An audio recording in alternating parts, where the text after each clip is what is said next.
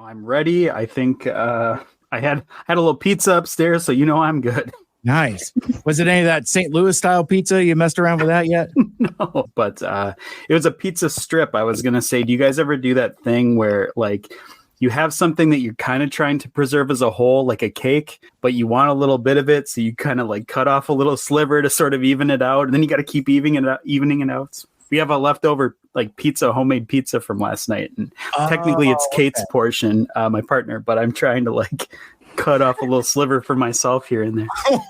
Wow. Pizza slivers. That's what we're having. I can't say I've done that. That's I think that is a uniquely Michael Andrews thing. I think that's great. I've never done it either, so just gonna walk that back. Decepticons, transform and rise up. Mike.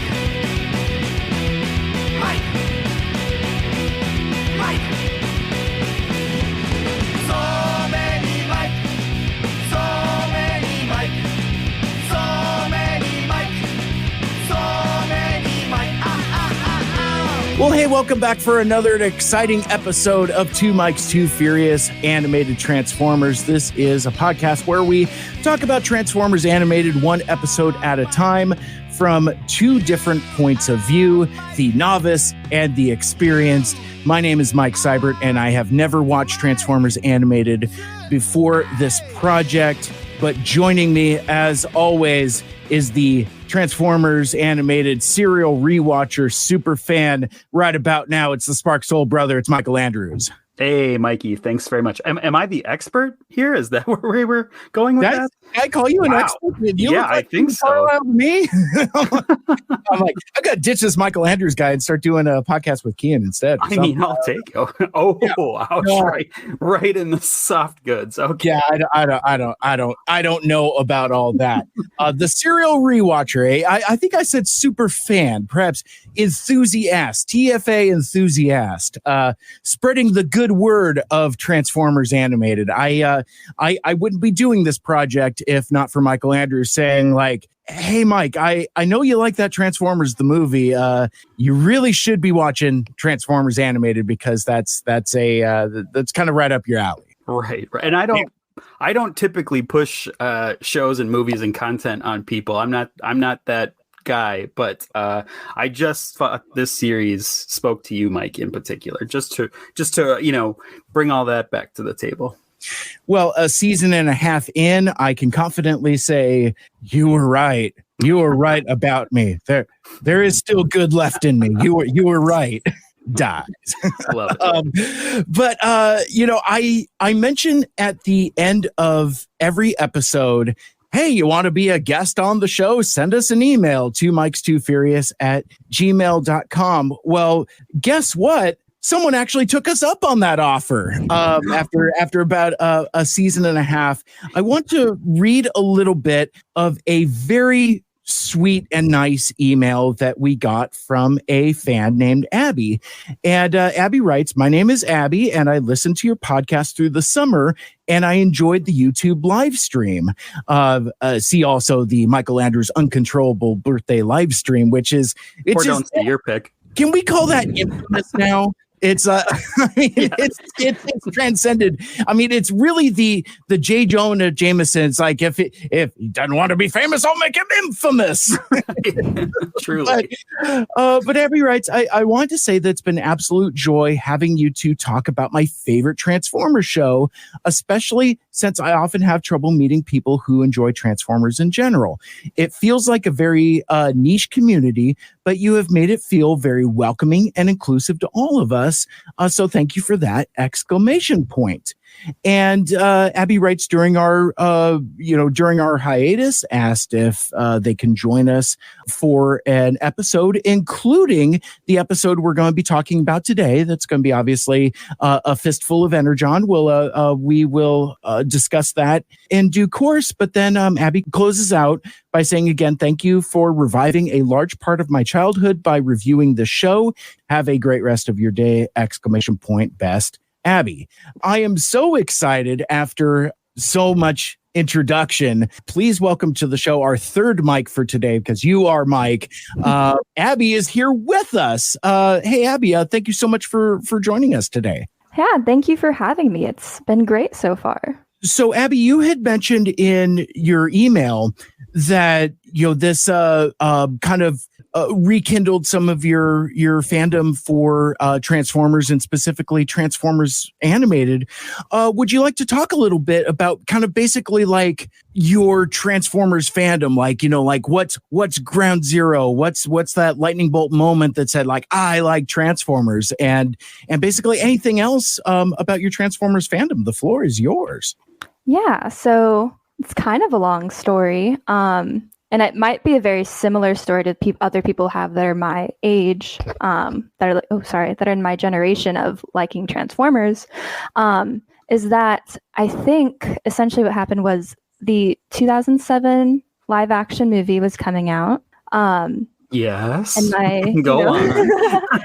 And my dad saw that, and my dad was like, oh my gosh, I loved Transformers as a kid. I know all about Transformers. And so I think even before I ever watched the 2007 movie, he bought us the DVD of the first couple of episodes of season 1 of G1. And they cut it to look like a movie. I think when it initially released, it was like a 3-episode or 4-episode batch, because they all kind of went into each other. Because if you see it on Tubi now, it's like distinct episodes, but I had always watched it with that DVD and being like, no, this is a movie. That was Transformers movie for me. And then my dad was kind of adamant about trying to find it on cable. And as he was looking for it, we had fancy cable where you could record it. So it was pretty crazy. But he saw something coming up called Transformers Animated, and he's like, Transformers Animated, that's probably what I grew up with, because it was an animated Transformers. And so he records it, and we sit down and watch it, and it is, and I think I messed this up, I might have commented that Nature Calls was my first episode. I don't think it was, because when we watched it, it was the first one with Prometheus Black. That where the spark is probably, right? Yeah, home is where the spark is. And my dad was obviously a little confused, because he was like, this wasn't what I grew up with. I was pretty hooked at that point, and it was running presently during that time, because this was like 2007, 2008. And so I'd watch it whenever I could. I'd watch it at my godmother's house. I'd watch it at home. And my brothers were pretty into Transformers at that time too. We would get like the figurines for it. We'd get the toys. We ended up getting like 2 really complicated Megatron and Optimus ones that were like from the Bayverse movies. Oh, sure. He's like, my dad's like, this is for for your brothers. They could not figure out how to do that, and so it was for my dad. It was for my so it was one thing like our family could pretty much latch onto, which was really nice. And over time it kind of faded. We all watched kind of like the Bayverse trilogy together, and then after the 4th one, I kind of fell out of it a little bit, just because I don't know, life. Yeah, we get it. Yeah. Yeah. Well, and something very real that we run into as Transformers fans, there's always a period in our fandom where we put it down. Usually it's like late adolescence, early adulthood. It's like, time to figure out what I'm going to do with myself, whether it's college or the trades or something. That there's some kind of transition point where it's like, okay, well, let me do some light adulting. Maybe I'll come back to this stuff later. Yeah. To say after I don't even know if I finished Transformers Prime as a kid, but I think after that I just started to die out. And so I went to college. I finished up.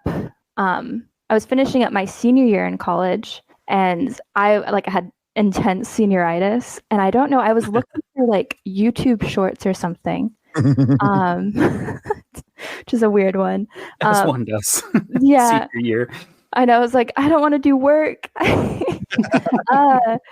And I see this clip, and it's actually from Earthspark, Transformers Earthspark. I'm like, I haven't seen this before. Like, this is weird. And it was like really good animation. Have you guys watched Earthspark? Oh, yes. Okay. Okay. In fact, side programming note. We on my other podcast, Mike Seibert Radio, we've done 2 pretty exhaustive group panel discussions. Okay. About like the first 2/3 of season 1 of Earthspark. Okay. Yeah, but that is one thing. Yeah, with Earthspark, I've like, as much as I maybe have died out of Transformers between that time, I always loved motion and animation. And I always liked cartoons and whatnot. So that really resonated with me. I'm like, oh, dang, Transformers is still good. And so I like did some research. I don't think the full season was out yet when I initially watched it. I think just the first half or so. And so I went and watched it. And I was like, wow, it was really good. I'm kind of like wanting more. And I was just looking up Transformers series to watch. And right after that, I was like, I remember I watched animated and I did really like it as a kid, and maybe I should just rewatch it when I have more time. And I think I ended up rewatching it within 3 days. Nice. On top of pieces, which may have been a bad choice, but and the really amazing thing about it is that there were so many episodes that I remember exactly how I felt when I was younger. And it like really made me think. I was like, after all of these years, which at that point it was like 10 plus years, like I'm still having these same emotions watching certain things. And I don't want to spoil anything, but especially season 3. Oh yeah. Has like rewatching that was insane for me. Well, I was gonna say, first of all, of course, we have to be careful of Mike Seibert's sensitive ears, who has never seen this show. But Abbey, I wonder, holding his ears with headphones. Abbey, I wonder if now since you did kind of re-binge the series and did it in such a condensed time frame, if you're having the same kind of reaction that I had when I got a hold of the DVDs and was able to do that. Of it's a really, when you're watching it week to week, it's almost like this slapsticky fun episode of the week type thing. And when you get to watch it all at once, there's just a really solid story arc, an overall story, and all these individual character arcs culminating in the finale. I hope, Mike, one day you'll get back and be able to do that once we finish this whole thing, just be able to sit down and watch them more like a long movie or something. Yeah. But yeah, I was wondering if you noticed that too, kind of getting back into it and binging it. Yeah, because that was definitely not the only time I've binged it. I've probably rewatched it a couple times this past year because it is like a comfort show to me.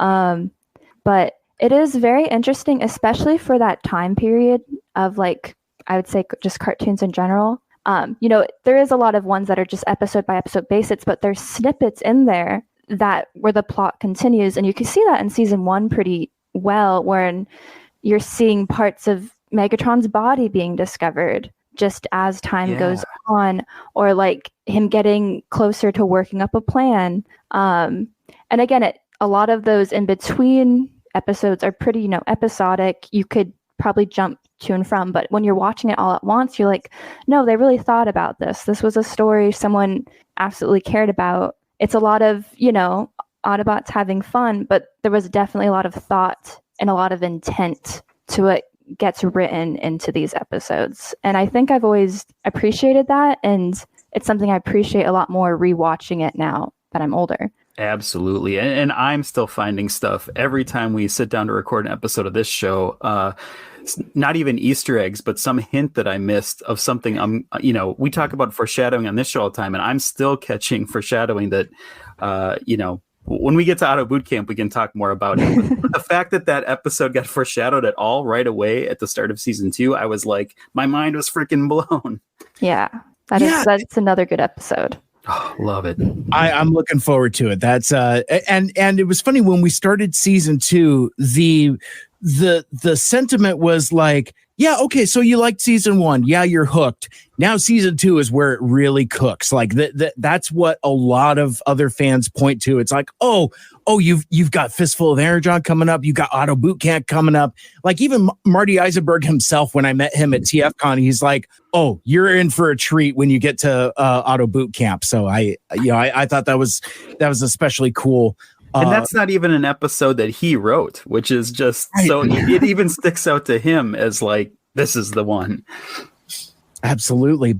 Well, with that, shall we talk about an episode? Yes, please. Yeah. All right. Well, we are talking about Transformers Animated Season 2, Episode 7, overall episode number 23, A Fistful of Energon, which aired on May 31st, 2008, written by our old friend Andrew Robinson. I'm glad I looked at this credit after I had watched the episode, because his previous Transformers animated episode was The Thrill of the Hunt, which was the introduction of Lockdown, and we'll find out very quickly why that becomes relevant to this episode. So yeah, basically this is an episode where Prowl goes off on his own to track down Starscream and finds some unlikely competition. So we will discuss that as we go. But I'd like to start with our guest Abbey, and you had specifically requested this episode to join us on, and I was wondering, before we kind of get into the meat of it, if you could tell us a little bit more about why this episode in particular, and why it kind of sticks with you and why you want to talk about it. Yeah, it's a little bit interesting actually, because it's not a episode I ever remember watching when I was younger. And during my first rewatch, like when I was just using Tubi, I must have skipped it because I don't remember watching it. And then I was looking at like some reviews on YouTube about TFA, and they mentioned this episode, and I was like, I don't remember this episode at all. And so I went and watched it, and I really liked the episode. And it's one of the few episodes I have a fresh start to, prior than watching it years and years ago. So it was a very new experience for me, and I think that kind of hooked me to it, and I like the message. TFA Ratchet is my favorite character, I think, in general, in Transformers. So him being in it always helps, and then it always stands out because it's one that I kind of had a fresh feel to when I was rewatching things, and I missed it twice somehow. Yeah, I'll actually agree to that because, one of my faults on this, one of my many faults on this show is that I'm not great with like knowing the episode names or like what episode, the name of the episode corresponding to like the big arc from the story. And so when you requested this one, I was like, oh, okay. I mean, I didn't even put 2 and 2 together. And then I watched it and I was like, oh, I forgot. Like, this is one of my all-time favorite episodes of this entire show. So cool. I liked it when I was younger too, when I was first watching it. Getting a little ahead of myself, I love upgrades and armor and characters getting little repurposing. So this one was like, oh, it's this one. I got really excited. Yeah, I was going to say, this has kind of got Michael Andrews written all over it. And I'm surprised also because, like, again, I don't necessarily know which episodes are which. Like, as a first-time viewer, I bump into weird stuff like there's certain images that I've seen out of context. Like, I've seen a picture of Samurai Prowl before, but I didn't know what it was. And it's like, okay, well, I'm sure that will be revealed to me at some point. And just seeing it isn't necessarily a spoiler in and of itself because I don't necessarily have the context. But it's fascinating too that, like, I don't know if the legacy of this episode is that it does kind of seem like it's weirdly fallen through the cracks because, like, folks have told me it's like, oh man, the Wreck-Gar episode, or oh man, the first Lockdown episode, and talking about like these various iconic episodes and ones that I haven't encountered yet, but like nobody points to this one, and I wonder if it's because it is a sequel of sorts to Thrill of the Hunt, and it's also kind of setting up stuff that I'm sure is yet to come that may or may not be more important than what this episode actually is. Because like jumping all the way to the end with the way that it ends, I thought, because of things that I've seen, I thought it was going to end differently. And I'm just like, oh, there's more still to come then. I see, and I'll elaborate a little more when we get to that point at the end, because I think one of the other gimmicks of our show is, me being a first time watcher, trying to like speculate on things that I think that I see that may or may not actually be something that's something. And occasionally I blind squirrel finds a nut occasionally, or a broken clock is right twice a day. That's what it is. I'm like, when is a broken clock right? That's right, twice a day at least. And I'm excited to have someone to giggle with when you give your theories about what's to come. We can sort of we'll have a little side chat. Yes.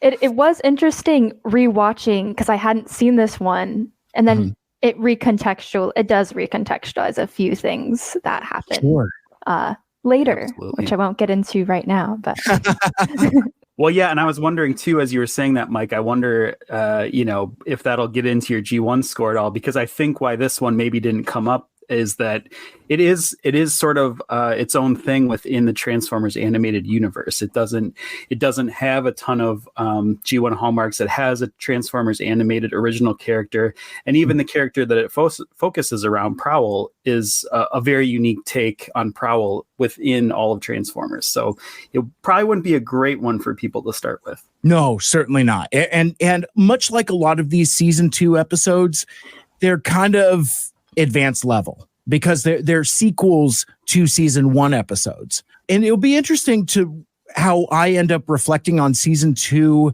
in general, because right now, even where I'm at episode 7, we're halfway through the season, it feels very middle chapter to me. Like all of this season 2 stuff feels very, in a good way, I suppose, but kind of very Empire Strikes Back. Like you need to kind of have a working understanding of the world of Transformers animated. Like, I don't know if these episodes, with a couple exceptions, are as approachable as others. Like this one, we almost need to create a new scoring legislation of approachability, because like this would almost have like a approachability factor of like 2, because like if you're it's like a barn cat episode of Transformers animated. Yeah. I don't know what that is. A barn cat, like a feral cat that lives in a barn. Oh, a cat that lives in barn cat. Gotcha. That's the difference between a West Coast person and a Midwest person. My Midwest is showing. Yeah. I think people like the Minnesotan aspects of the folksiness and the boats and the oaks and that sort of thing. Yeah. All right, so we start off with a bang, both figuratively and literally. And the shuttle comes in, and there's an explosion. And I swear, in the music cue here, I think my brain is just manufacturing it, but I could almost hear like the instruments of destruction from Transformers the movie, because it kind of starts off kind of the same. And like even when you cut to the bridge of the elite guard hanging out, like, it's got like that shaky cam, and I'm just like, oh no, don't get out of your chair to see what's up, that you might get shot in the shoulder or something. Truly, I don't think we've had an intro like this where it's just right out of the gate. There's an explosion. It's showing the elite guard's ship that we haven't seen in ages. It's like, what is happening? And then it's we get Starscream just kind of like busts out of the ship. Vengeance will be mine, Megatron, gets you right to where you need to be. Smash cut to Earth, and then it's like on with the show. But like you said, Michael Andrews, we flash to Earth, and in one of my favorite tropes, meanwhile on Dinobot Island, seem to go there a lot. You get a reprise of Prowl Loves Nature, and I love how the scene opens, because it's always calling back to home is where the spark is. Like, he's just so fascinated by nature And then, of course, that moment of serenity can't last. Yeah, I think that is you're right. It's a total like callback bookend, a bookend that you start with to that imagery that we first see in Home is Where the Spark Is. And then it becomes such an important point as we get to the end of the show, the end of the episode. I really appreciate that they went that hard with it. Like it wasn't just, here's a visual gag from that episode that you remember. It has some depth at the end. Yeah, this is a huge Prowl episode. Like he gets so much service here. Like it's like this, we talked about a moment ago, like kind of like what the entry point for this episode is, and it is a bit advanced level. But if somebody were to ask me, say like, okay, I keep hearing these things about, TFA Prowl. What's a good spotlight episode? First, I would tell them Home is Where the Spark Is, but then I would give them this, because you get the entire spectrum of Prowl's personality. Like you get his love of nature, but as the plot develops, you also get a return of his white hot arrogance, which like we had said very early on in the series, it's like, oh man, this guy is a real dick. And like, this is the first time in a while where he becomes that guy again, especially once he starts messing around with the mods and he gets the taste of it.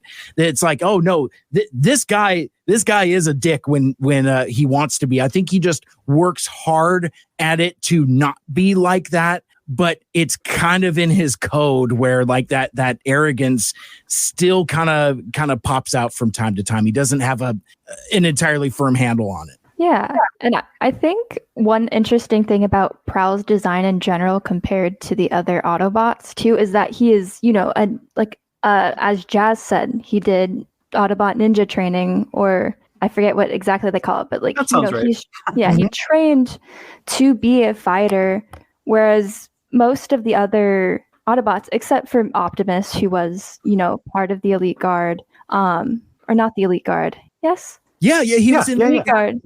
He's a prime. On a path to be in the Elite Guard, and he washed out. A little ambiguous Elite Guard how far he got out. in that. It seems like he must have attained the prime moniker at some point, or the ranking in this series. But he doesn't have the cool little badge yet. But right. He doesn't have any wings on his symbol. Yeah, but I mean, apart from Optimus, like Bulkhead, Bumblebee, and Ratchet, they aren't necessarily fighters. And you see that with a lot of the Autobots, whereas Prowl is basically ninja. His weapons that he uses are meant to be lethal, like his shurikens and stuff. And so maybe that's kind of in his programming that, like I can take this, I'm the fighter, I know better in a way, which you can kind of see in this episode a little bit. Do you think then, Abbey, that's kind of his love of Earth and nature specifically, and little squishy creatures? Do you think that might be like a response to that? Because like violence seems to be part of his programming, kind of like the way that he is.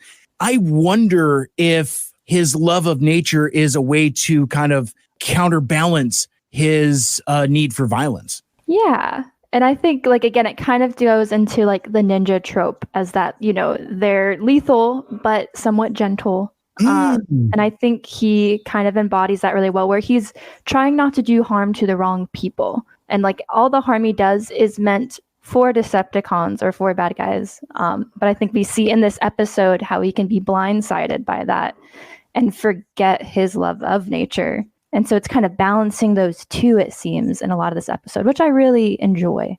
And there's a spirituality to it also, like the communing with nature. I love that. Terrific observations. I also want to note here that that Bulkhead has retained his drinking problem from the previous episode. Yeah. Oh man, I was hoping you picked up on that, because I was like, is that what we're seeing here? Bumblebee just has a leftover vice from his night out with the Constructicons. He's got a little oil can there he's sipping from, and that doesn't come back in any way. It's not like a visual thing where he ends up throwing it at a bad guy or something, or like it needs to be there for a purpose. He's just sipping oil. He's drinking on the job, as it were. Yeah, day drinking. It reminds me of something I was telling my friend Chandler when we went to TFCon. I was like, well, I'm sure there will come a time where you won't see me with a drink in my hand while I'm at TFCon, but I don't know when those times are going to be because TFCon. But yeah, I think maybe it's because we spent so much time on those themes in the Rise of the Constructicons episode. Like, it struck me right away that like he's got that. It's like I'm glad that it doesn't come to anything, but I would be very interested to know why that specific visual gag was thrown in there. Yeah, 100%, and very interesting. So the bots are there they've heard these rumors of rampage, that the Dinobots are on the loose.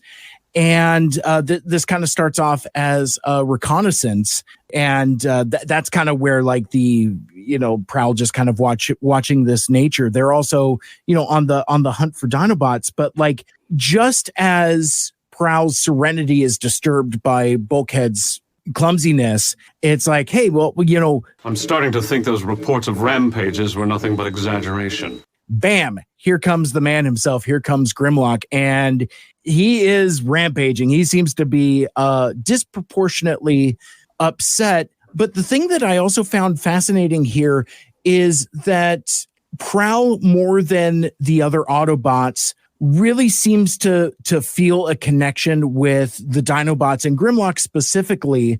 It almost feels like it's a Chris Pratt Jurassic World type of thing. It's about 15 years too soon, but I could almost see him doing the hand thing. Yeah, I still want to commission that artwork of Prowl, doing the hand to the Dinobots in Transformers animated style. That's my holy grail commission. I want to get that done. But I also want to mention here too that it was interesting. It just comes through the radio, but it seems that Ratchet has given his EMP generator to Prowl.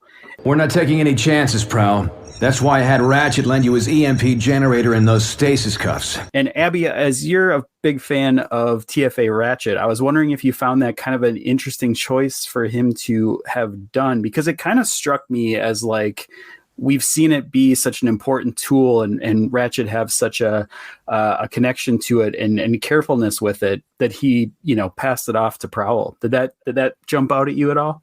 Yeah, it did. I actually wanted to talk about that because I think one of the reasons Ratchet himself didn't come out here to Dinobot Islands is that I think maybe he wasn't comfortable yet using the MP generator, because we still haven't really seen him use it since his initial time during the war, really, I think. Unless he's making his own EMP with Bumblebee's stingers and his magnetism, which we saw with Blitzwing.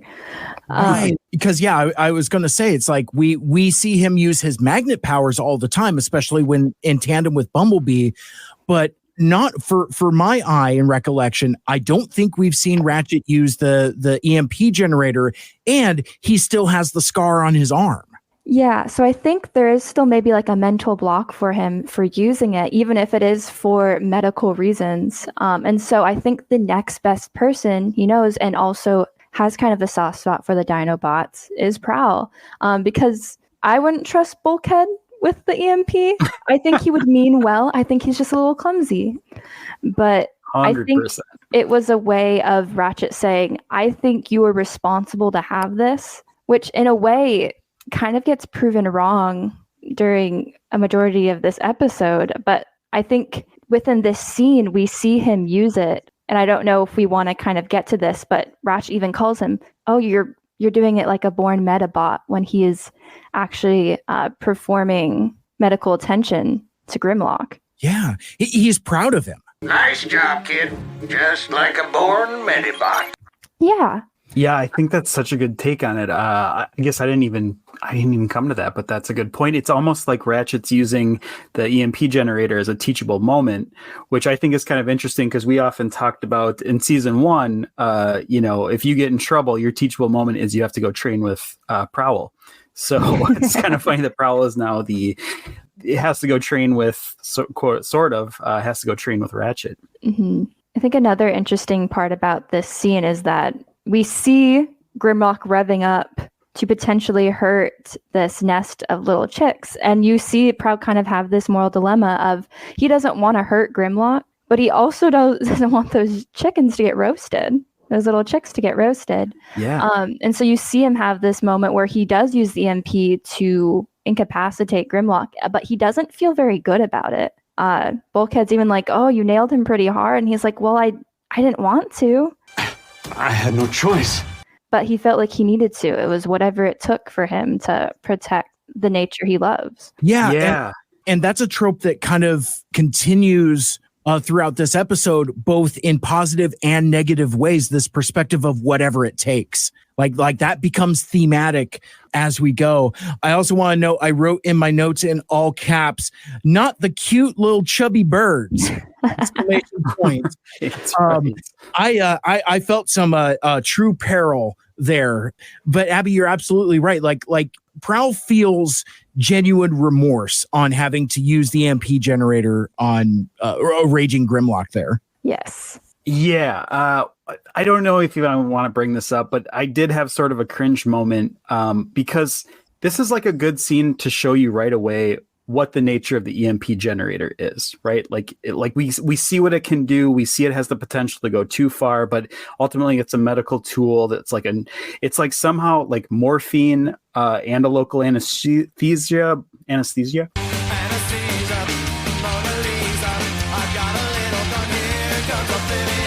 But it's more dangerous than both, right? Like we kind of see that it's also kind of a gun. And I guess I had a weird cringy moment of like Prowl the cop shooting full blast at Grimlock without thinking, and then sort of having that like, oh shit, what did I do thing. Like that kind of, for me, was kind of a recontextualization of it based on, recent history. Sure. I think also an underlying theme, whether it's medical or otherwise, anything that can help can also hurt if not used properly. Like I really liked the specificity of the instructions that Ratchet gives. It's like, set it to this, do this amount of burst. So it's like, it's very exacting. And I like that comes right off of the heels of him just doing like a full burst blast type of thing. So I feel like in that context, it is addressed the power of this EMP generator. And then we, as the viewers, we've unfortunately seen what happens when it's used to its full potential. And we saw what happened to poor RC. So this EMP generator is a potentially dreadful weapon. And yeah, I think it's interesting to have all of those things in context, the way that it's deployed.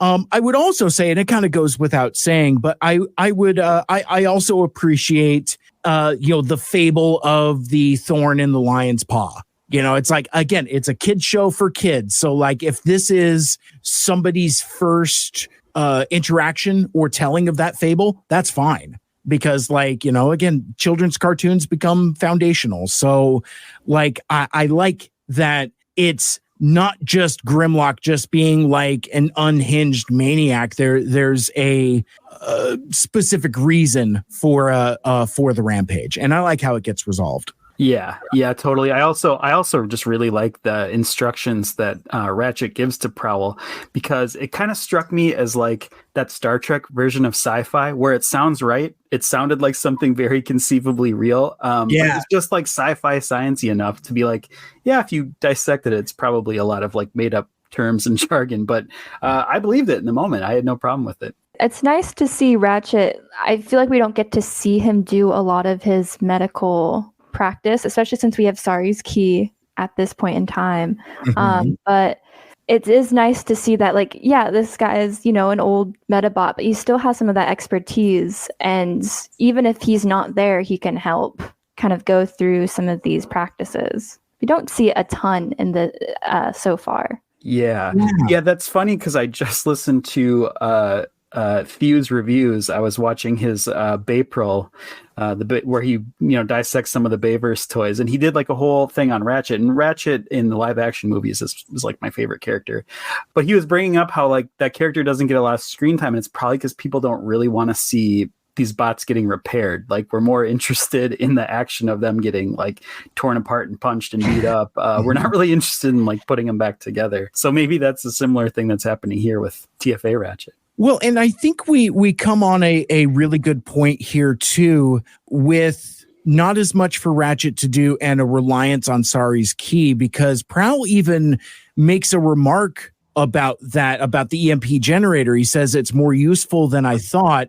Still, we'll need Sari's key to fix the damage to Grimlock's foot. And I thought that was odd, that now we're just straight up relying on the key. It's like, what did you guys do before the key? And while, it seems like, Grimlock experienced some discomfort, it's not like when they're getting attacked by Meltdown and like their armor plating is actually getting like corroded and ate through. It's maybe he just got like an owie on his foot. I will also note briefly before we move off of this that like I didn't think about this until my rewatch of the episode. Prowl actually can't remove the spike himself. He needs a bulkhead and his strength to pull it out. And I didn't think about this the first time through, but rewatching it in context with Prowl's reliance on the mods and how much he likes it, I think this is the beginning of just like, oh, well, I'm not strong enough. Which again, I didn't even think to clock the first time through, but I thought that was kind of interesting that very early on we're getting that foreshadowing that Prowl is not strong enough to remove the spike, even after using the EMP generator as Ratchet instructed him to. That's an interesting thought. I didn't ever think about that. He knows what he has to do. He's just not strong enough to do it. Yeah. Stop it. But we do get a comment from Optimus here. We find out that the key is not available. Why? Because B and Sari are on a fact-finding mission.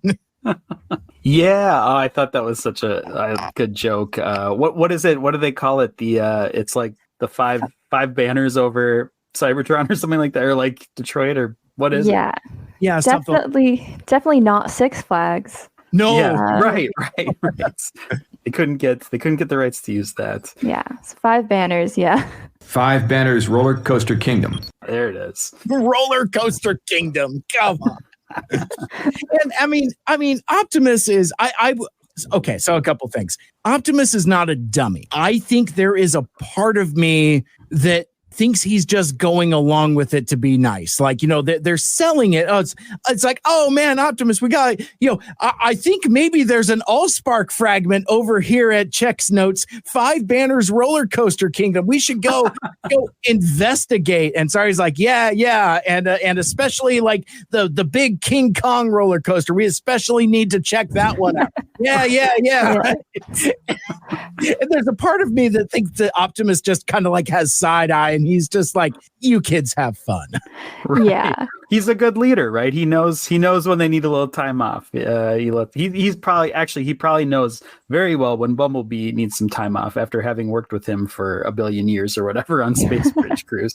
But yeah, I thought at this point there was already 2 good mentions of episodes I want to see, right? There's the episode where Ratchet reluctantly gives up the EMP generator to Prowl, and then this episode where it's like Sari and Bee's day at the amusement park. Like I kind of feel like there's a whole nother episode there. And with an Allspark fragment in play too. It's like, oh, wait a second.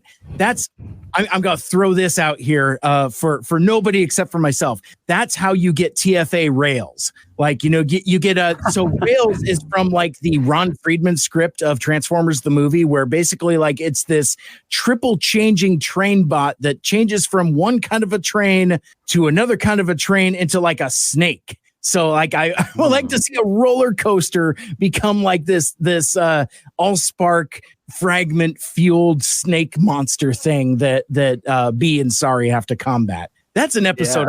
Yeah. That sounds great. Yeah, and we have no idea where they came up with that name Rails, do we? I mean, that could have came from anywhere.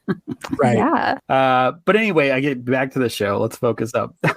Grimlock. No.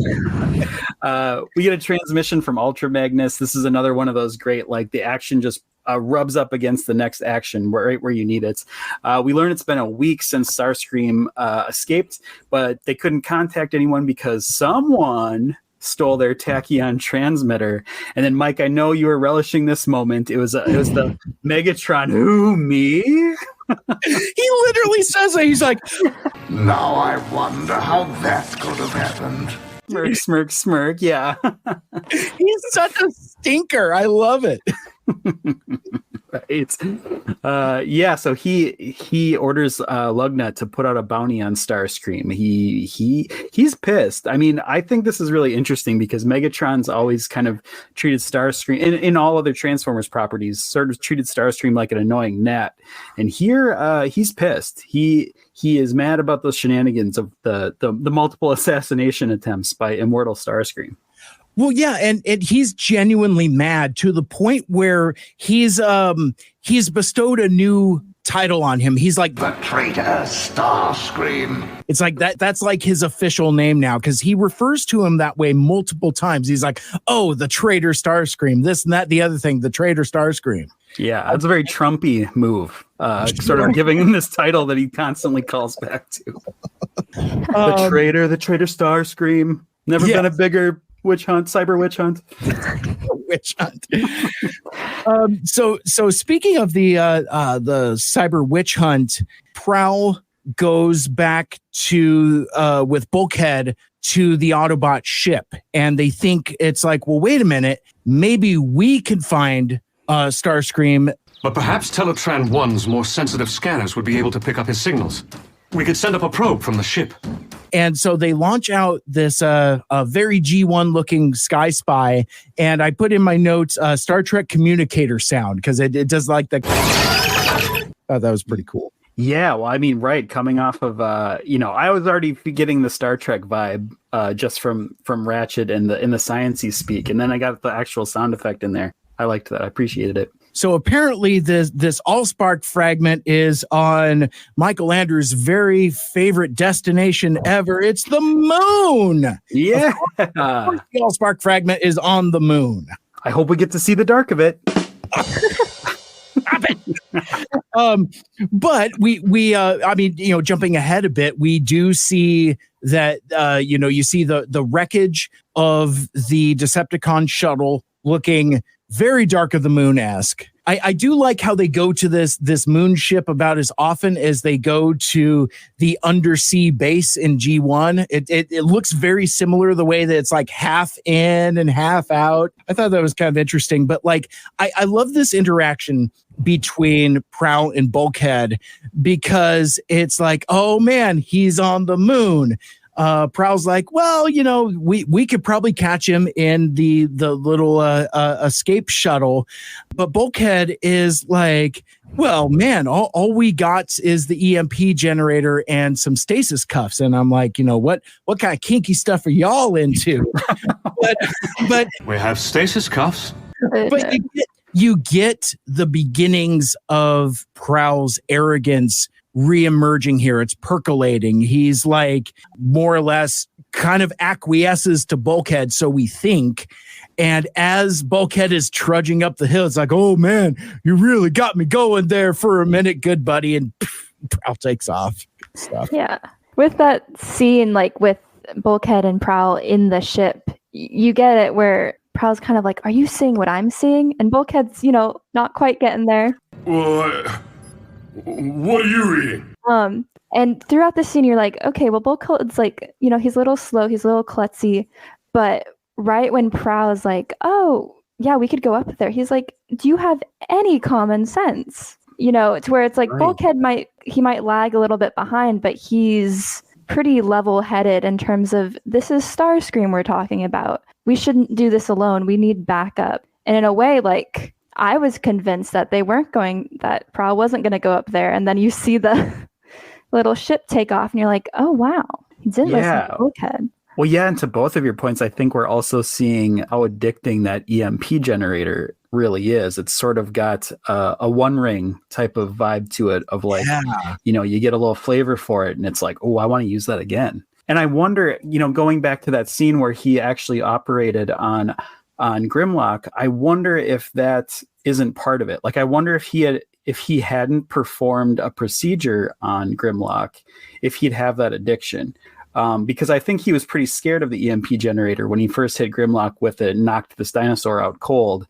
And then he sort of had like this moment of like saving a life or like performing this procedure. I wonder if maybe that was Ratchet really didn't have a choice, but I wonder if that was a bad move on his part to have him talk him through that and give him a taste for what it could do. Yeah. And the way of it being help medically, he might have realized how much power it contains and then, got a little cocky with it. Or a little more comfortable with it. Yeah. Well, and picking up from that as well, because remember, he didn't get that thrill when he used it offensively as a weapon. It was only using it precisely and the precision of it, which speaks to his ninja mentality, stillness then strike, that kind of thing where, he's a very precise fighter. So I think it's the exacting nature of how the EMP generator could be used as instead of just like a wide range blaster. Yeah. And again, it's also fascinating to point out again that these Autobots don't carry guns. Yes. And that might be another thing where this is differentiating Grimlock, who Prowl has a soft spot for the Dinobots, and Starscream, who basically killed Optimus Prime in like the first few episodes. And so I think at a moral level, Prowl is probably a lot more comfortable shooting an EMP generator at a very powerful, very dangerous Decepticon than someone he considers a friend or an acquaintance at the very least. Yeah. Or at the very least, someone he feels a degree of responsibility for being in his charge, because it was originally Prowl's idea to rescue the Dinobots from being melted down to begin with. Like, hey, Bulkhead, we can take these guys to an island. I feel the spark of life in them. Like these aren't just automatons. These are living creatures. We have to take care of them. And I think because of that choice, Prowl has always felt a kinship with the Dinobots, and with that kinship comes a degree of responsibility as well. And that's a huge theme of this episode as well, as responsibility. So it's good, fascinating stuff. Yeah, we can't get past this moment without talking about one of my favorite bits in the whole show is Prowl doing the old choppy transmission joke. I've loved this joke since I first saw Wayne's World in the second grade, of just faking static when they're ordering at the donut place in the drive-thru. But I just love this Prowl trying to do the we're losing you. The whole ship's going under a bridge kind of a thing. Yeah. And then funniest line delivery of all time, Ratchet. Personally, I've always found Bumblebee's fake static to be a lot more convincing. That's such a good joke. Well, and it's doubly great too, because like Prowl is specifically doing it badly. Like it's like he's making like fart noises, and it's like he doesn't quite know how to do the fake static very well. Yeah. He's like, can't hear you. There must be interference in the signal. I also love that Ratchet has like some of the best lines in this episode. Like this is kind of like a top tier Ratchet episode, as well as being a terrific Prowl episode. Like when Prowl decides to go pursuing the Allspark fragment on the moon, Ratchet tells him over the intercom, exactly what line of junk code is scrambling your software. I love how in TFA specifically here, you can use phrasing like that almost sounds like he's swearing, but he really kind of isn't, where like Ratchet and Optimus are both kind of lecturing Prowl about like, hey man, what are you doing? You're being crazy. Wait for backup.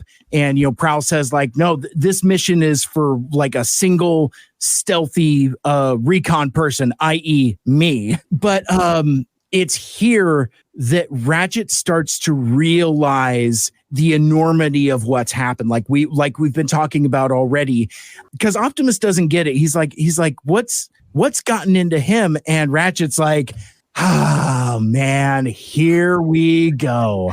and goes on to say like, he's seen it before. A bot gets a new modification and suddenly he thinks sludge don't stick to his tailpipe. And we've seen this before. Like, we saw how averse Ratchet was both times to Bumblebee's turbo boosters, where it's just like, I don't like that. I don't like that for you. It's like, hey, don't touch that. That's nothing to play with, kid. That kind of thing. But I love this line though, and it speaks to kind of Prowl's arrogance as well. He says something to the effect of like they think that sludge don't stick to their tailpipe. Like, I mean, talk about like some sensory vivid sensory details there. It's like, oh, gross. almost poetic, really.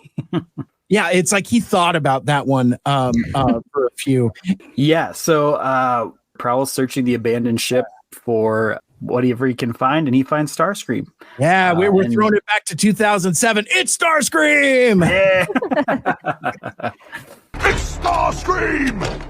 Yeah, and he gives him a little shuriken for his troubles, right? Yep. And in a very, very classic cartoon move, he uses it to sort of plug the null ray, right? Like it's sort of the Bugs Bunny sticking his carrot in the gun barrel, kind of like plugs the null ray off. But then this sort of like sweet low G jump jet battle ensues where they're like fighting in the low gravity, and it's just so cool. Like it was a really cool. And it comes back to that too, but it's a cool fight scene. It was smart. Yeah, this fight scene was, and kind of a lot of the fight scenes that happen here are honestly pretty spectacular. I actually really like them a lot. And something to note, in which I guess it's not spoilers anymore, but in the deleted scenes, in context to this episode, they did cut out some dialogue during this fight specifically, and it was just mentioning like, oh, we're in a vacuum. Like it was something about being in a vacuum. I appreciate that they didn't input it because it almost has more impact with how silent this fight is, because it seems more intense. They're not doing a lot of back-to-back bickering. Prowl is focused and he wants to bring Starscream down, so he's not trying to come up with witty comebacks at this point. I really appreciate that. Yeah, absolutely. I think that really was a really smart move because it lets it play out like a true martial arts movie, right? Like a true ninja movie where they're letting the action speak for themselves, and it's just sort of, all that stuff that we love in like a good martial arts movie. Yes. And the physics of the debris is also just very satisfying, being that zero gravity space. One of my favorite things that cartoons can do in fight scenes is not just fight with themselves, but use the area around them. And you see that a lot in this fight, specifically in this environment, because the fight that follows it also does some similar moves. Mm-hmm.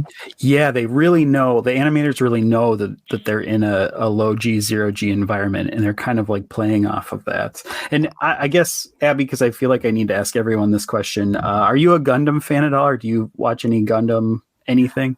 A little bit. I had a friend who was super into Gundam at one point, and I do watch certain like action cartoons and some anime. And I did actually recognize one of the directors for this specific cartoon is Makoto Fujigami, who has done a few episodes of TFA, but he's also done a lot of cartoons that do incorporate a lot of fight scenes, both in anime and Western cartoons. So that might have been sort of integrated into this episode, because there is a lot of fight scenes that occur within this episode, or a lot of action sequences. Yeah. Well, yeah, kind of where I was going with that is that, Gundam is a property that has a lot of like zero G, low G fights, and they're always moving through space. And this really reminded me of like whenever you see sort of the Federation moving around the hallways of their spaceship, it's always like, sort of like it really is no gravity, right? They're just kind of moving in a straight line. And this sort of fight scene really felt like that to me. So I was kind of home here at this point as a huge Gundam fan. That's awesome. So that all tracks, though. I'm glad you looked into that because Lord knows I didn't. Yeah, that's super cool. I love that. It kind of makes me want to look more into the individual episode directors, because that is a little bit of a blind spot for us, because especially for me, because I'm not so much of a anime enthusiast. Like I feel like I would get out of my depth very quickly in terms of like the things that I can speak to with confidence. But yeah, that's a really cool reminder. Good grab, Ab. I love it. So the fight is interrupted, and again, I love having these experiences. This is one of my delights of being a first-time watcher. Like, all I knew about this episode was the title of it.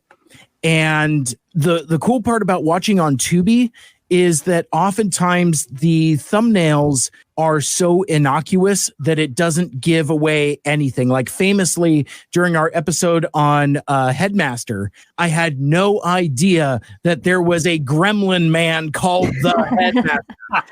I thought they were going to like Xavier School for gifted students. I thought it was like the headmaster of like the school or something. I'm like, who's this, oh no, who's this gremlin man? My goodness.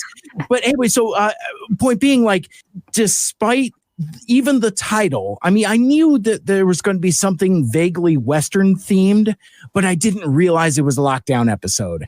And I love that as soon as Prowl gets the stasis cuffs on Starscream, it's like, it's him. He's here. And you get like the like heavy metal guitar and like his theme music. Lockdown. He's got this bitchin' poncho on, just looking like Clint Eastwood, Boba Fett looking dude. It's so freaking cool. I'm so glad Lockdown is here. Yeah, I was going to say he's got the soft goods cape. Now we need, maybe his legacy figure needs to come with like a soft goods cape attachment. There's a fan artist on Twitter, Decepticaden, who does a lot of like TFA related fan art. In fact, he did a commission for me. He did a TFA version of my wife's Jeep, Miss Attitude. So it's a blue Jeep Wrangler done in like a TFA style. It's very, very cool. But he also had recently put up a Lockdown that converts into a classic Corvette Stingray, with like the more flared, exaggerated profile to it. And I think he had a cape or something like that. It was kind of like the poncho, but kind of like more pulled back as a cape. And I messaged him. I'm like, dude, that's part of his alt mode, because like it's a classic car, and his poncho becomes like the cover for a Garage Queen classic car there. So like I didn't realize that a poncho until now was part of Lockdown's character model, because I don't remember it in Thrill of the Hunt. I don't know if he had it, but like just seeing it here, and he just like pulls it off dramatically. It's like M. Bison or something like that. It's so cool. Well, yeah, and you're right. It's an obvious throwback to kind of Westerns. But I was going to ask at this juncture, because have you seen A Fistful of Dollars, or Abbey, have you? I haven't, and I just wondered if it was like someone being like, this is a cool name for the show, or if there is something plot-wise that ties back to that. I haven't watched it myself. I know that I think the poncho is a reference, though, to that movie, because I think it's like a Western type. Yeah, that's about all I know of it. Yeah, very, very Clint Eastwood. And so basically in that movie, I've seen it a number of times, but not incredibly recently. Like that was a movie that would be on TBS Superstation a lot when I grew up, and me and my dad would watch it.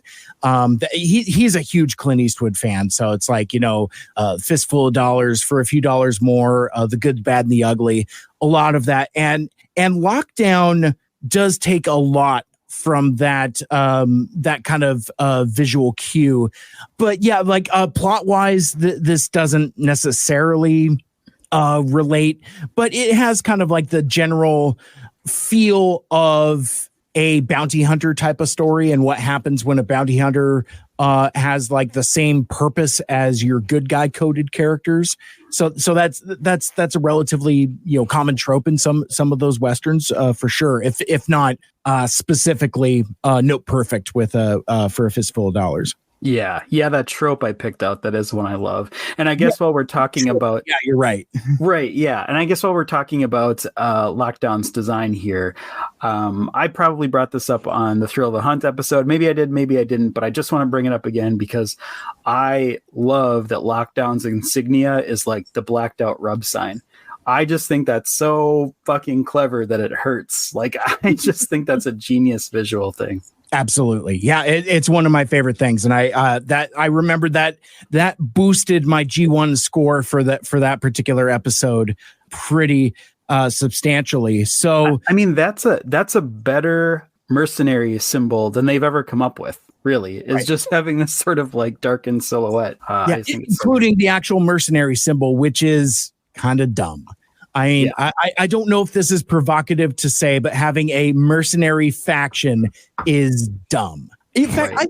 I think we did talk about this with Alpha Magnus during the Thrill of the Hunt episode, because I think he brought up at that point, it's like, sure, you can have like a guild, or like a, brotherhood or some kind of affiliation organization, but to make it a faction is something else entirely. Like I don't know if you need a third faction of kind of gray coded characters at a time where we're doing children's programming where it's supposed to be kind of binary, black and white, good guys, bad guys.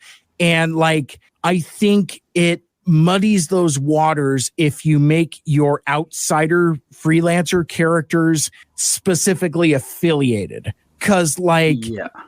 Is that an implication that all privateers are affiliated with each other? I don't know if that's even the case, because even like you look at, say, like the culture that's established in The Mandalorian, not all of the Mandalorians are like affiliated together. Like, we are the Mandalorians. It's like, no, you've got like privateers, you've got you've got Death Watch, you've got like a few different like subgroups within Mandalorian culture. So I think I don't know if I'm equipped to have this discussion, but it seems like the Autobot and Decepticon factions feel more cultural, like as opposed to just simply allegiance. Yeah. I don't know if that necessarily resonates and how that factors in with mercenaries. Like, I get a mercenary, like Lockdown makes sense. And I like that he's Cybertronian,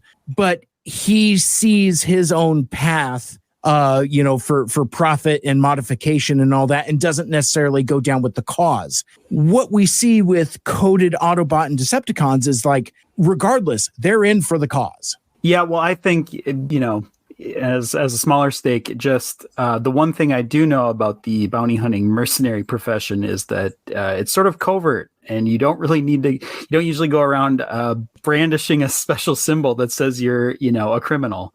I just think that's kind of silly. But in universe of TFA, having this sort of like vague rub sign it's something that could sort of glint when they walk into a bar and, let people talk. Ooh, is he Autobot? Ooh, is he Decepticon? I just think it's really like a genius, in universe and just a design choice. Right. Well, and even to go back to the Boba Fett imagery, one of the things that was appealing about that character early on was the ambiguity of it. It's like, what's this weird symbol on his chest? What's this bizarre skull on his shoulder? It's like, it doesn't mean anything. And it's like, and like the mystery of it is part of what's cool, as opposed to like, oh man, this is the symbol of the, the bounty hunter affiliation or something. It's like, no, it's a personal brand that dude just has. And maybe it connects to something, maybe it doesn't. That kind of thing. Abby's like, we just did 20 minutes on a symbol. Can we move on? No, I think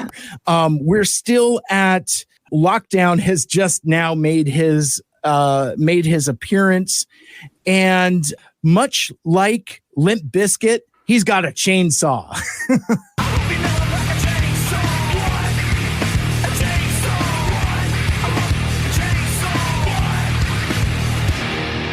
So come and get it.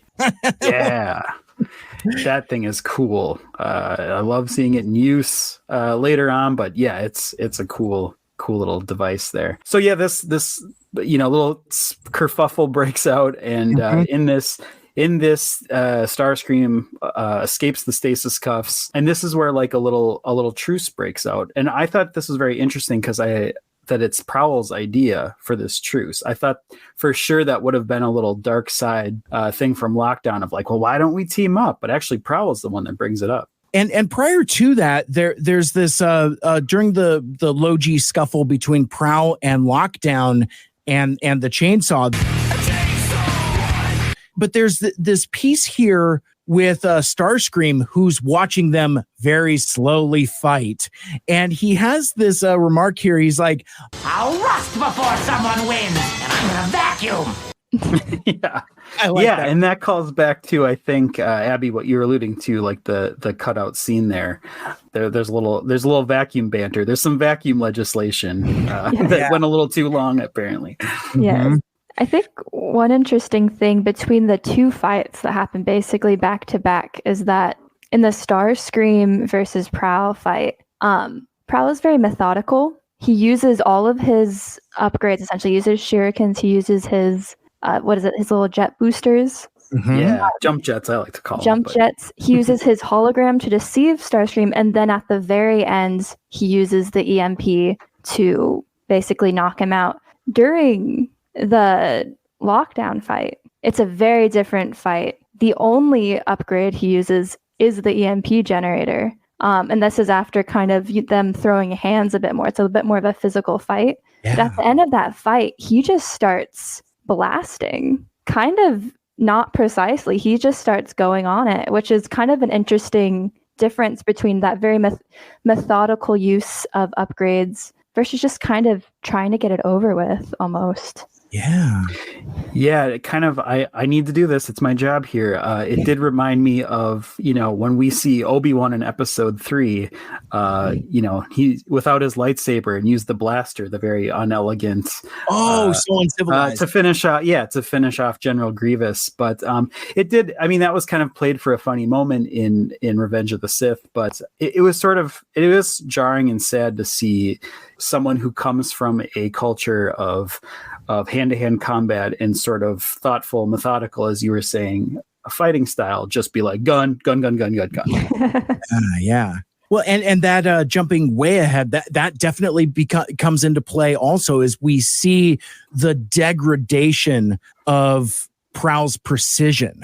But more on that later.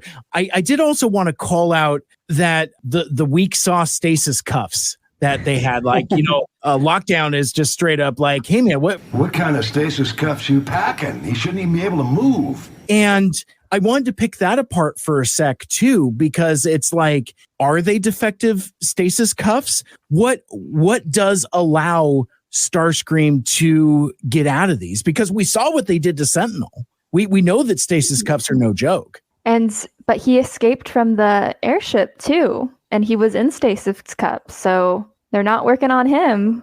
Right. I wonder if this is like maybe tied to his immortality or something that the Allspark infused him with, or like an extra strength. I don't know. That's really, that's kind of interesting. Another interesting sound effect, kind of, Starscream is down and he seems not offline, but you can hear him boot back up during the lockdown Prowl fight. And that's when he starts bickering. It's like, I'm going to rust before you guys are here. But he does kind of, I don't know, turn back on or becomes more conscious. And that might just be the EMP. But it seems like he has some movement there too. So maybe he is kind of getting revved back up by the Allspark fragment. That was my take as well. And you nailed it, Abby. I think it's the specific reboot sound, because he's down and then it's like, What the? EMP stasis cuffs! Come back here and fight like Decepticons! like when he comes back to life after being murdered so many times. It's the exact same sound. I did also find it curious, though, trying to have it both ways. You don't actually see the Allspark fragment as a jewel in his head, which comes into play later. But still, I thought it was fascinating here that you get the sound effect, but like not even a glint of it, which I think might be a visual red herring to not have that visual language, because spoilers alert for the rest of the episode. Once you see the clones, obviously one of the way, aside from their different coloring, is that they don't have the Allspark fragment. So with this Starscream, wait a sec. No. Is there a version of this where this one that Prowl and Lockdown have just taken into custody, is he a clone? Do we know that this is the primary Starscream? Well, I was going to ask that kind of, and I guess, Abby, you can answer too, but like, Mike, where for you, well, this kind of answers it, but I was going to ask, like, where did you pick up that we were dealing with clones? Like which iteration, which seeker did you go, oh, there's multiples? Not till we get back to Earth. Because like, so, and it's interesting too. So like, just to kind of stay on that train of conversation. So Lockdown and Prowl exit the ship, because like, Lockdown's like, hey buddy, are you missing something? And Starscream escapes. And I wrote down in my notes, like Moff Gideon to the old Razor Crest, Starscream blows up Prowl's ship. But I noticed, and I wrote this down in my notes, and it's not gonna zap on it, focus on it. I wrote different color ? So it's like even at that point, because like, and even then, and I still can't suss this out on the rewatch, because to me, this Starscream is a different color. I thought it was an animation error or something. Not only is this Starscream a different color from traditional Starscream, where it's kind of like that bluish gray with like the maroon instead of the red, I read this Starscream as traditional G1 colors. Like he looked white and red to me. Now, he might be the orange one that we see on Earth. Like even on my rewatch, I couldn't quite tell, because there's a lot of like bright light in there as well. So I may have answered my own question here, but like I clocked that this is a different color.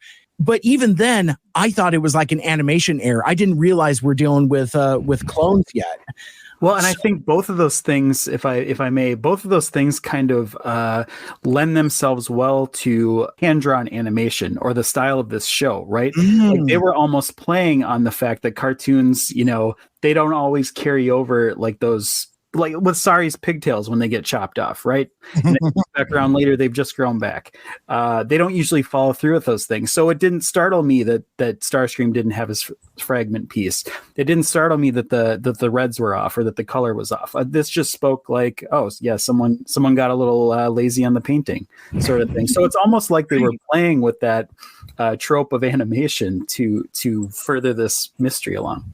And then, so to answer your question, like I don't think I realized we were specifically dealing with clones until the episode tells me. Like, so it's like, I mean, I knew there was something up. Like, even when we get to Earth, it's like much like the characters. I'm like, wait a sec, and then I mean, I guess I'll mention it now so I don't forget later. With some of the images that I've seen Seekers. But I also know out of context that Seekers in TFA aren't exactly the way that they are in G1 or traditional media, or at least I think so. I know that there's a aspect of Starscream to them, but I don't know beyond that. But I will say though, and again, I got to be careful with like what I think I know. When we see the purple one, kind of like the misfire looking Starscream, I thought for a sec, I'm like, are we getting Slipstream in this episode? Because and then I started getting really excited, and then there was no Slipstream in this episode. So I was like, well, maybe there's more to this than meets the eye. So like there's things that I think I know, but there's things that I don't know with regards to the Seekers in TFA. So Abbey, do you want to go ahead and give him a copyrighted no comment here? Yeah, I would say this is getting a little scary. It's like you're on the cusp of something, but I can't tell you what. Gotcha. Back to the show proper, I guess. Back to the show. Yeah. So this is where this escape is where the tentative truce breaks out between them. And Prowl, it's Prowl's idea. He's got the EMP, he's got the moves. Lockdown has the ship that he needs. So it's a good little partnership here. And Lockdown's sort of taken aback by this, but he's in. He loves this little drama, this shakeup here. But he sort of tells Prowl, like when you're a jet all the way. And points to his shelf of mods. And I wrote down, "Get in, loser, we're going modding." I really liked this moment for me. Let's do some mods.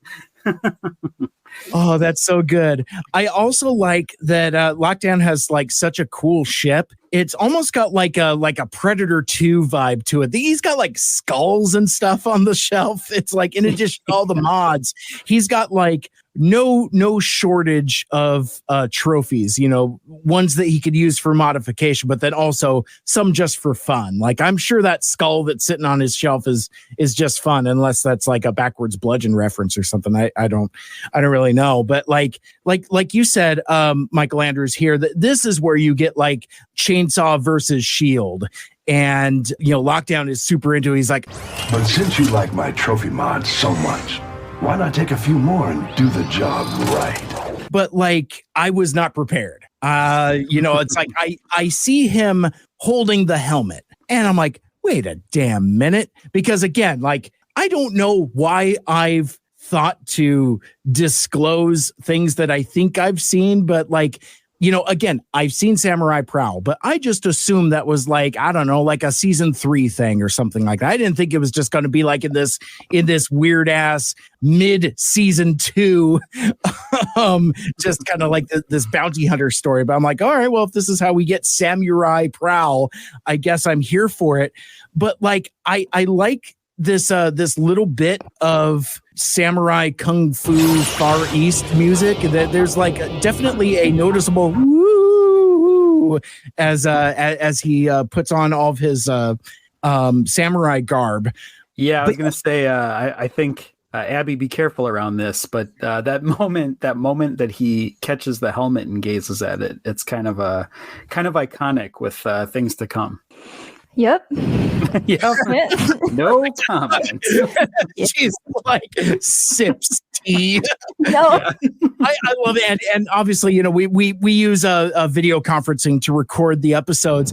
And like, as soon as I started talking about Samurai Prowl, Abbey like lifted up her mic and just started drinking her mug. Yeah, that's right. Say anything. Smart. Oh my gosh, so good. So they go back to Earth, and I love that Lockdown has like this stealth camouflage thing where not only does it's like a cloaking device, but also he just disguises as an entire building, which I thought was kind of cool. Yeah, we see that in Thrill of the Hunt too, where his ship is disguised as a hologram. So it's a nice callback. That's right. Absolutely. I forgot about that for a sec.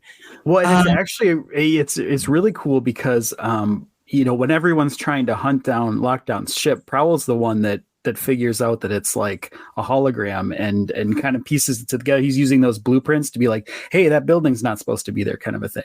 So I think it's really cool that now these two are partnered up when really, in a way, Prowl is kind of the foil for Lockdown in the previous episode. But regardless, Samurai Prowl has a bitchin' new alt mode that includes a pretty cool sidecar. I love it. I guess as we were talking about earlier, I love a good upgrade, a character redesign.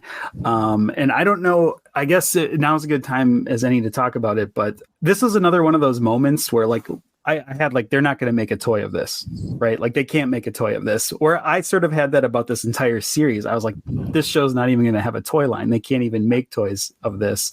But a few episodes in, I was like, they're not going to make a toy of this, though. This they cannot do. And then sure enough, there was a Prowl sidecar toy that came out. I have mine here because I have to show it off. But this was a little birthday purchase. Yeah, this was a little birthday purchase for myself. I don't know what they're going for these days, but at the time, this was like a very expensive grab for me. But it's so cool. It's a little clunky. It's a little fragile, I guess I should say, but I love that I have it in my collection. I love that they made a figure of this.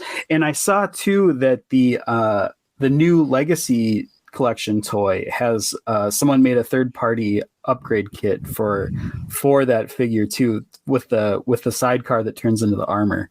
So nice. It's probably way more expensive than the actual action figure, but I would imagine. I might have to get that for myself. Another birthday treat to myself. Abbey, if I can ask too, where are you at on the toy collecting scale? Do you have a Transformers collection at all? Are you dabble in that area? I don't collect much things at all right now. I've been moving a lot back and forth. I did, however, go to Comic-Con this year. And so I'm trying to get more of a comic collection. So I have a lot of the More Than Meets the Eye. Oh, cool. Cool. And then I have a very fun Back to the Future with Transformers. Nice. Oh, yeah. But yeah, I've been trying to get more of the comics now, but I did see some figures at Comic-Con and I'm not quite there yet because I feel like I do like figures, but I don't think I like them as much as other people do. And I'm like, maybe that's for the collectors or the people who are actually going to transform them and stuff. So I'm working my way towards it. Well, yeah, it's a slippery slope. One day you're just a comic book collector, and then you have an entire wall of Lambros in your Lambros room. I did see a TFA Ratchet at Comic-Con. I was like, oh, that'd be the one I would get, and I ended up saying no. But was it the yellow one? I need the yellow one. No, it was just the regular one. I didn't know they had a yellow one. Oh yeah, we've kind of been talking back and forth. That's sort of my holy grail. I owned it once. It was a Target exclusive. Yeah. They just did it in yellow, and I'm a big Yellow Ranger fan. Yellow anything kind of pulls my eye in. And I had that one, got rid of it, and I've been trying to get it back. But wow, is it collectible now? and just recently, like just a couple months ago, I had it in my hands and let it go. What a bonehead move on our part. We don't have to get into it, but man, what a just a couple of Tweedledums bumping into each other. Couldn't figure out that if we each threw in $20, we could have, missing pieces of both of our collections. Right. You're right. Cause I wanted the activators. Yeah. Oh man. So how does it go, Michael Andrews? Back to the show. Back to the show. Occasionally we do that. Yeah. So now that they're all teamed up and Prowl's properly modded, they come across Starscream acting very cowardly. Lockdown notes this is odd, but Prowl like really, sinks his teeth in here. I guess, yeah, I mean, cat's out of the bag. We know these, we as viewers know that these are clones now, or I guess we in this conversation know that they're clones now. Right. But this is the cowardly iteration of Starscream. Yeah, very timid, very lavender.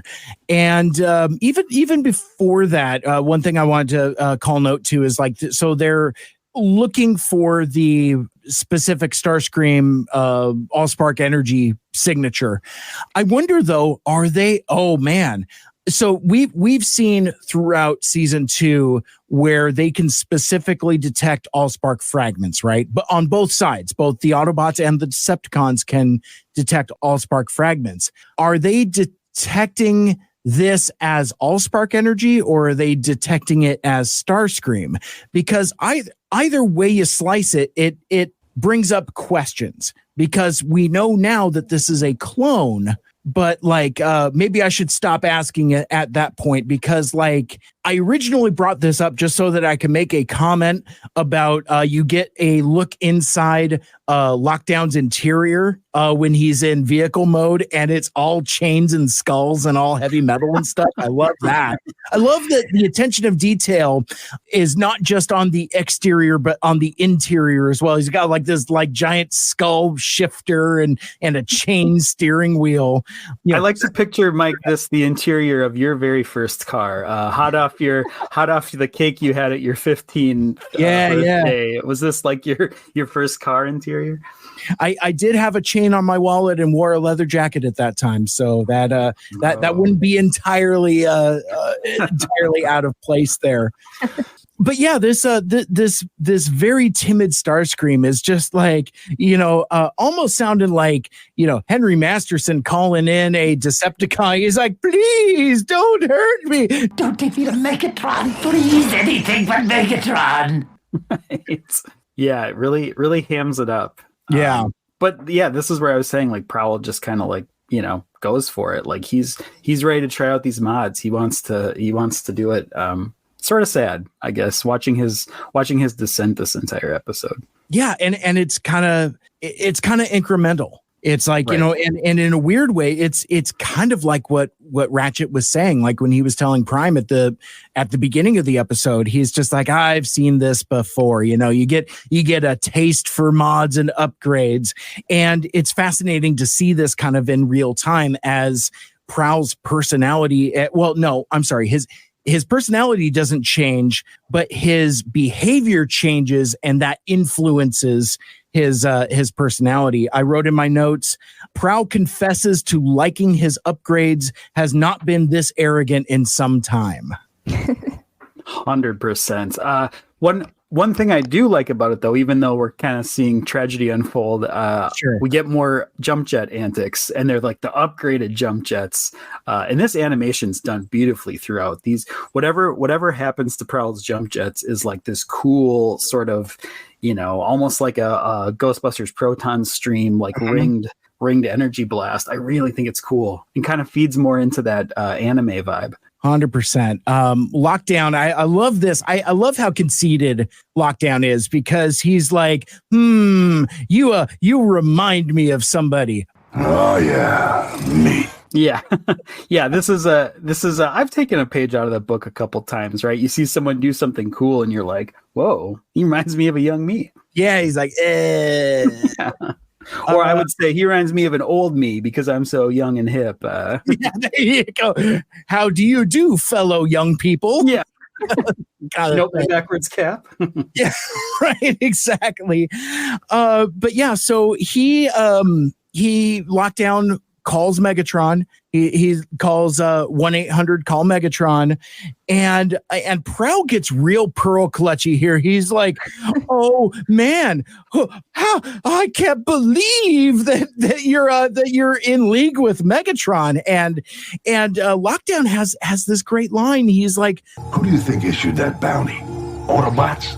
I don't think so. Yeah, this is where, if this was The Office, like you'd cut to a headshot of Ratchet kind of giving like a smirk into the camera of like, yeah, you think, kid? Of course he's in league with Megatron. Yeah, I do wonder how much bounty Megatron's offering, because Lockdown does allude to Elite Guard paying somewhat for Decepticons, but apparently not nearly enough for Lockdown, which is kind of crazy, thinking that it is the entire Elite Guard versus Megatron, who's just kind of chilling on Earth. So I don't know how liquid he is, but he's got well, we know from the last episode he's got a special blend of oil wine. So maybe that vineyard has really taken off, and this is kind of, we're seeing his side hustle now.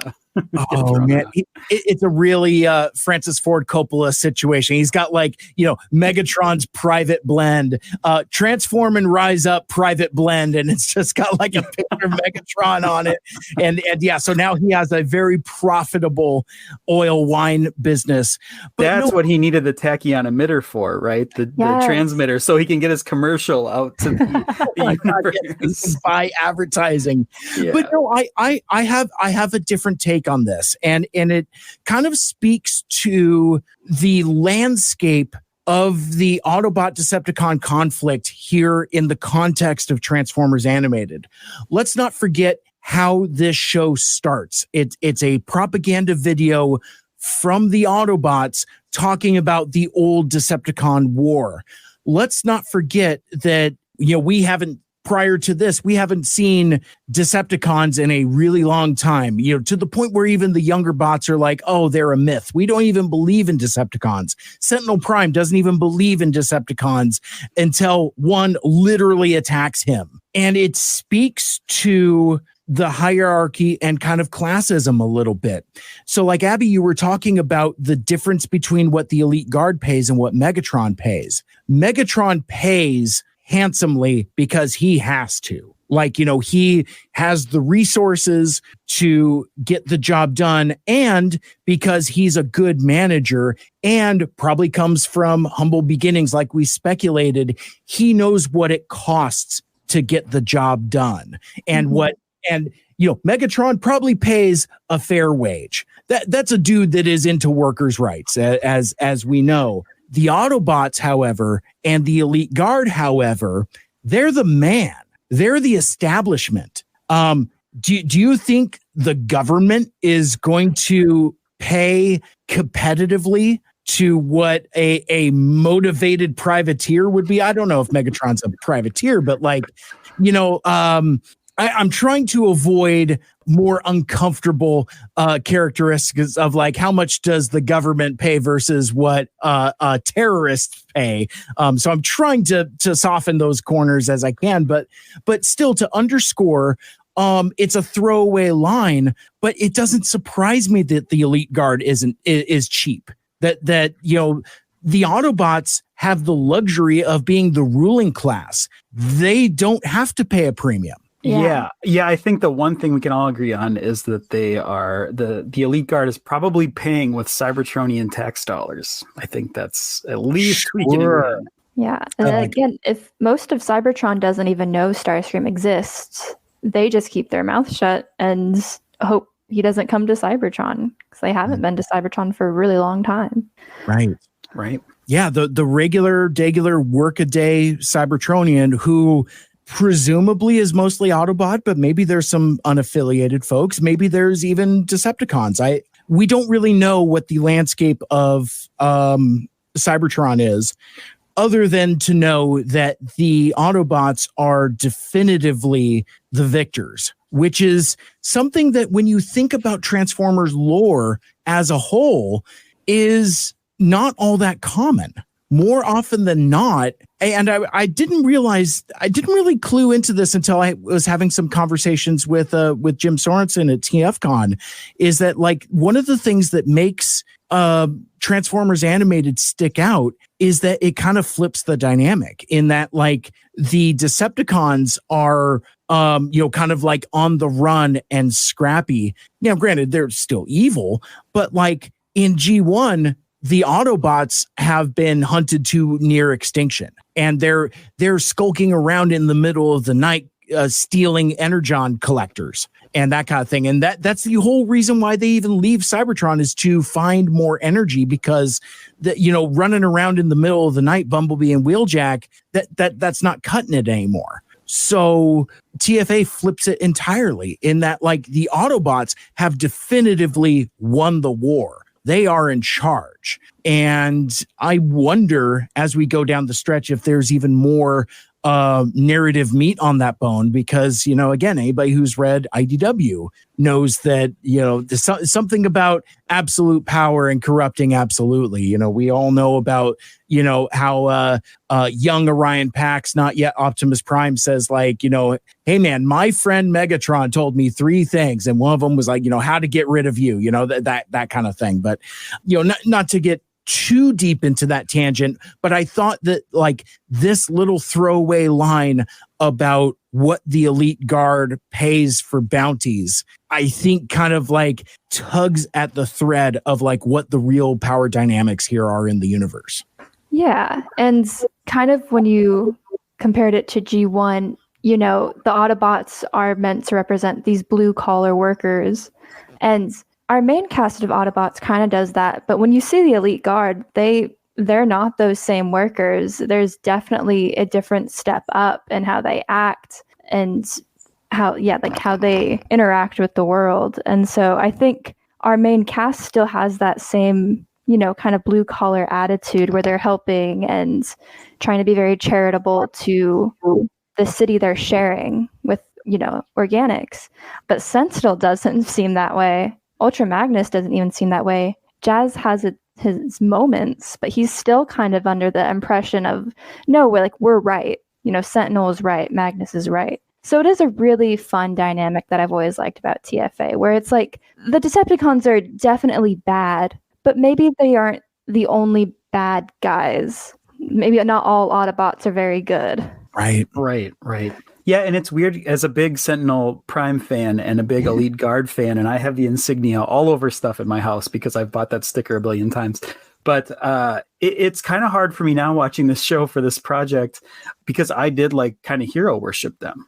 Even though I wasn't super young when this show came out, I was sort of like, you know, there was something heroic and vibey about it. And only now rewatching this for 2M2F, it's like, oh yeah, this is showing like that they're not great. They're there to show that, like, the higher up you get in the Autobot Council, they're pretty far removed from the regular people. To be fair, we're applying a postmodern, highly analytical spotlight to it. You know, because like all the stuff that you vibed with when you were young, that's all there. This is us just crawling deep, and you know, it's not that I'm trying to like undercut our own analysis, but like I think sometimes when we get into these discussions, you know, we kind of forget what's on the surface. And I don't think that your take on what was there before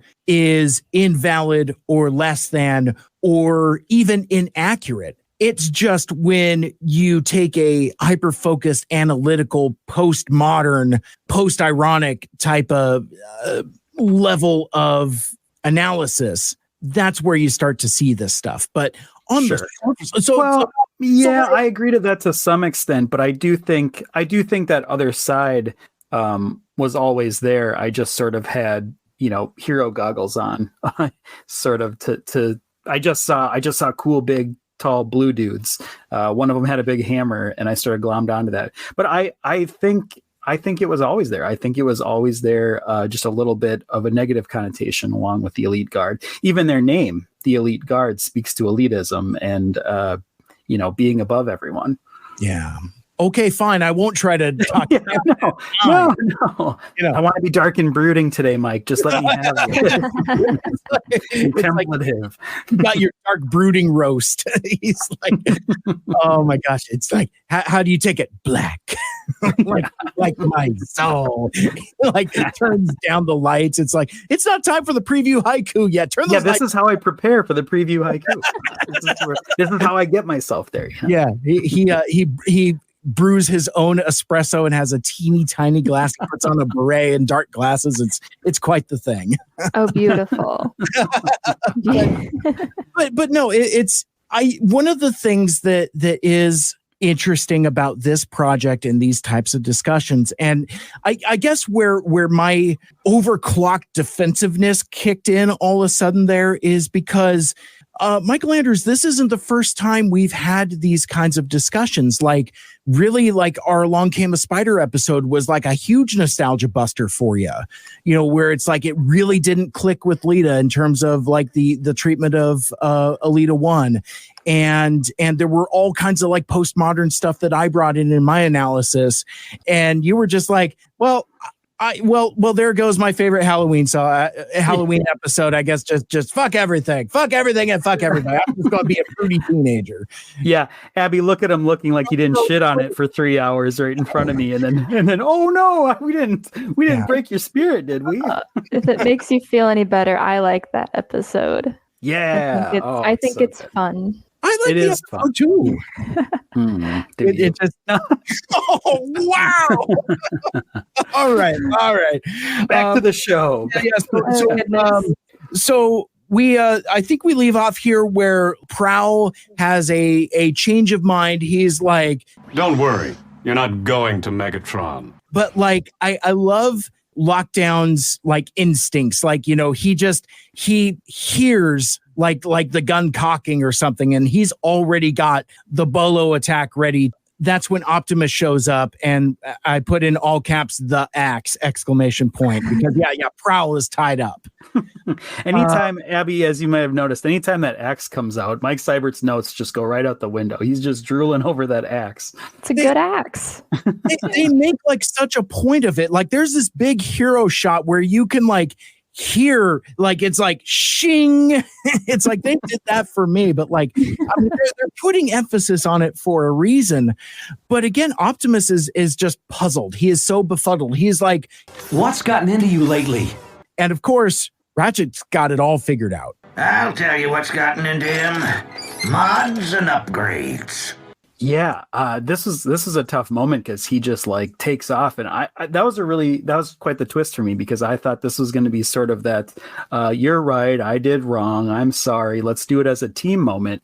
But no, he's just off in pursuit again, solo routine. It's such a gift and a curse, this thing, right? Like there's so much a trauma that follows the use of the EMP generator. It really is like a curse, and I just wonder what goes through Ratchet's head when he sees this, like he's seeing another person go through this. Yeah, and I think Ratchet might be seeing a mirror towards Lockdown with Prowl, because Lockdown was initially the one who was just kind of blatantly using the EMP and Thrill of the Hunt. And again, like I remember seeing that episode when I was younger, and I was scared of the EMP generator, like just seeing Optimus fall and not get up, and I was like, oh my gosh. And I could see Ratchet seeing this and being like, he is going down the Lockdown path. He is gonna kind of stray away from what he knows. And I think a funny quote from Prowl here is that he goes, you may not have noticed, but the Decepticons are bigger, stronger, and more powerful than we are. If you want to play with the big bots, you have to be big. And I'm like, Ratchet was in the war. Of course he knows. Yeah. What are you talking about? Ratchet chooses not to rely on these modifications in the same way. Maybe because he is scared, and maybe to a fault, but we are seeing how it's destroying Prowl in a way. Yeah, it's really corrupting him quite quickly. And I was thinking about this, like, as you were saying that Prowl's probably, or excuse me, Ratchet's probably having the same thought that Lockdown was having, where like where he said it more complimentary, like, you remind me of a young me. Ratchet's probably being like, oh, you remind me of a young Lockdown. This is not good. Well, and it's fascinating also in an episode discussion where we're talking about subtext and straight up text, keeping in mind Ratchet doesn't actually say anything about his experience in the war, and Ratchet does this a lot. He'll just let people, go on about whatever. It's like he very rarely interjects. Instead, he focuses on being grouchy about the mods and upgrades, and there's a tinge of disappointment in there, but he doesn't necessarily set the record straight and say like, oh, well, this is the path that it goes. I think somewhere in there, like when Prowl and Bulkhead and Ratchet and Prime are like having this legislation about upgrades and mods, it's like somebody says something about reminding him of Lockdown a little bit. Now you're starting to sound just like that bounty bot. But like it's not really lingered on. It's just kind of like thrown over the shoulder there. But yeah, I mean, what a great opportunity for Ratchet to just grab Prowl by the shoulders and just say like, look, this is what happens. It's like, this is what happened the last time Lockdown showed up. You know, let me tell you about my friend RC and what I had to do, you know, that kind of thing. And it's like, you know, sure, maybe he's opened up a little bit to Optimus, but I don't know if he's doing fireside chats where he's not Cup. Ratchet isn't Cup. He doesn't relish in telling his old war stories because his old war stories, instead of being zany adventure, come from deep-seated trauma that he's barely been able to handle. Like, that's how he ends up on this space bridge crew. He's probably like a curmudgeon-y relic that's obsolete and they don't know what to do with him. You know, he's like so deeply broken that it's just like, well, whatever. Let's just throw him with these kids because we got. Or maybe that's where he goes because it's the one place where like it won't come up. Like he can just. Oh yeah. You know, he can just kind of keep a lid on it, and then irony of ironies, he gets paired with the history buff Optimus, who's always trying to get the details out of him. It's just like his own private hell. It's his, you know, he's just getting pecked at. He's like this is like his Titan's punishment in Greek mythology or something. Sure. Oh, that's a great pickup. But yeah, so either way, they're off in hot pursuit of yet another Starscream. This one drops down in the road and tries to broker a deal with the Autobots. And it's like, time out. Sorry. That's okay. No, is that you? Yeah. I was like, are other people hearing this? Am I going insane? It's Ratchet. Yeah. Yeah. I live Lights and next to a Sirens main score road. just went way up. Yeah. Another Starscream. They pursue it. This one drops down in the road and tries to broker a deal with the Autobots. WTF? Something's up, right? Like this. I don't know. This might have been my first inkling. I mean, this one's visually very different, and now this is very different personality. It's definitely not the original one or the one that's in custody. Whatever, but. The negotiations go sideways. Prowl just like slices and dices this guy, right? We get a taser in there that happens, and he finally kind of, you know, ends with the EMP generator. But Prowl finally admits that this is about fun for him, and as Mike Seibert alluded earlier, we're back to him being the dick that we knew from the pilot. You know, he's just back having a good time, showing off. Yeah, he is now here, the guy that took on the slug monster head on, you know, without any regard to anything. And, you know, before we kind of get into the fallout of this, because there's a lot to talk about in this sequence, I did want to call back to this joke where like the Autobots are having this legislation and a Starscream goes by and it's like, who's that? And Prowl says something to the effect of like, Probably just a regular Harrier jet. like Harrier jets just buzz by old Detroit all the time on the on the regular. It's Top Gun there. It's just they're buzzing the tower just constantly. Yeah, so this is a tough one. This is a moment that gets more and more heartbreaking every time I serial rewatch this episode. It's that, you know, it's what I was getting to earlier, where it's like the most gut-wrenching callback of all time, right? These birds that we've seen, they've sort of become synonymous with Prowl and his spiritualism. Smashed, you know, the eggs are broken, the nest is smashed, and it's all because of Prowl's kind of reckless actions in taking down this seeker. How did it play for you guys? Did you clock that? Did you get hit? Yeah, so we're kind of with the two last fights with the clones. Neither of the clones had any intention of fighting, it seems. It was Prowl that instigated both, which is an interesting thing because, yeah, if we go back to the beginning of the episode, he only attacks Grimlock because he's trying to protect the chicks. He's trying to protect the eggs. He's doing everything because he wants to protect, and now he's on the offensive, and it seems like he really likes it. But you see, like, with this orange Starscream, this one's trying to make peace with the Autobots, and even if it is a lie, everyone else is kind of holding back and be like, oh, like, how is this going to play out? Prowl just goes for it. Prowl, tases him, kind of violently cuts off his his little, like, Master arm guns. But then you see that, like, now he's on the offensive. He isn't trying to protect anything anymore, and now instead of protecting, he's actually causing harm to the things around him, which, like, these two fights are kind of, this one specifically, it's very hard to watch because you see a kind of a dramatic turn of how you see him in the beginning of the episode. Right. This is sort of where, like, the Autobot code interacts with, like, a ninja code, right? Of, like, you don't attack first, be on the defensive, give people the benefit of the doubt. And Prowl just throws both of those out the window, right? And really goes in for the kill on this. Literally. Yeah. I found myself incredibly upset by this sequence. It really, really got to me.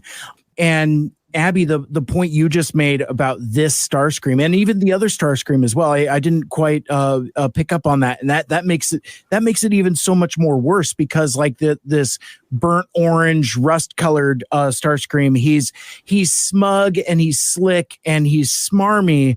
But he just wants to make a deal. He doesn't want to fight. You have, like, this little bit of a gag where he's like, "Oh, noble Optimus," and wise Ratchet, stealthy Prowl, and mighty.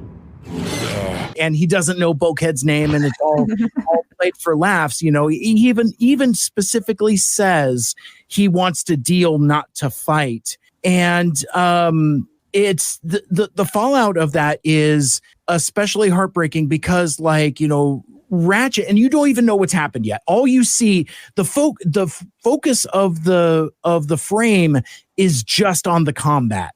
And, if you're just watching an action cartoon, it's very actiony, but it's when Ratchet is like, "What the hell are you doing? Why didn't you just use the EMP?" And Prowl, like we had already said, where's the fun in that?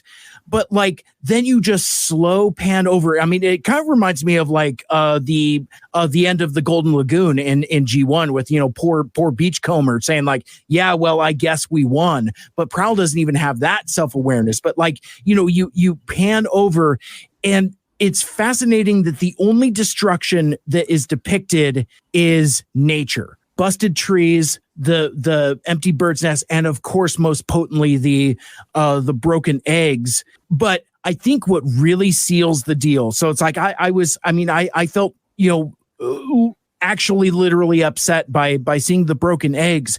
But, like, this line from Starscream, oh my gosh, freaking smarmy Starscream. He's like, "That sneak attack was perfect. Much more effective than all that fighting with honor nonsense. Are you sure you don't have some Decepticon oil in your tubes?" And it's just like, if the visual imagery didn't sell it enough, that line just cuts right to the bone, where, like, Prowl has seriously made a mistake here, and the goodwill that he's built up kind of knocks it back down. Like, what is the thing that we've always said in the show? It's like, why is Prowl such a dick so he can be not a dick later? We're kind of back to it here, and you almost feel like there's going to be consequence and resolution to that, because, like, I think it's Ratchet, maybe it's one of the other Autobots, they're like, "Think maybe it's time to ditch those mods." And Prowl is like, "You know what? Humility, I think you're right." Right after we catch Starscream. It's like, yeah. And I felt almost more heartbroken by that than the broken eggs, because it's like, now he's cognizant of his mistakes. He knows he's done wrong. Now he makes a conscious choice to continue with using the mods and upgrades, and that's different than the careless destructiveness that he had just caused. They had me at the minute the other Autobots showed up, right? Like, I thought that was Prowl's come to Jesus moment, and then they subverted that, and then this should have been it. This should have been the moment. This should have been the finale of the show where he learns his lesson. Boom, He's off again. He's just gambling. And what is it for? Is he going for that reward for Megatron? I mean, what really is like driving him at this point? Because we saw him have such a reaction to the fact that Lockdown was working for Megatron. He's lost sight of what he's even doing at this point. I wanted to get into the emotional bit of it, but I do want to talk about the animation here. For one, this fight scene is beautiful. We get the pinnacle of jump jet fight scene animation happens here, and I really like that. But also, I'm just clocking this. Spoilers, I'm watching the episode a little bit as we go in the background. I kind of pause sure. to catch up. But I catch little things here and there. When I'm always taking notes earlier, I'm not necessarily getting every minute. But I paused it at an exact moment where the orange Starscream dropped down in the street. And I need to go back and look at other stills, but there is something very like necktie that they did with Starscream's cockpit here, where it looks like a businessman's necktie. And I wonder if that's going into like the whole just smarmy sort of car dealership-y. Like, I wonder if they played that up a little bit. I'll grab a still of it, but I wonder if they played into that as a necktie for this purpose. And with Prowl being that Prowl is unhinged when Lockdown becomes the unlikely voice of reason. I thought that was interesting. Yeah. But so the Starscreams are captured. We rendezvous with Megatron. So it's like Starscream is captured. That's Lockdown brings him back to Megatron to claim his reward. And Prowl tracks down this little meeting. The situation's ready to pop, right? Like, it's ugly, it's heated, there's a lot of tension here. I like it as a writer. Like, this is what you're moving all your chess pieces towards. This is where we see that Starscream's real plot is revealed, because there's this really messed up situation where they throw down another Starscream, and it's like, oh, even Lockdown's like, whoa, I don't know what you guys are in, what kinky thing you guys are into here, but I'm out. Give me my money, I'm out. It really was.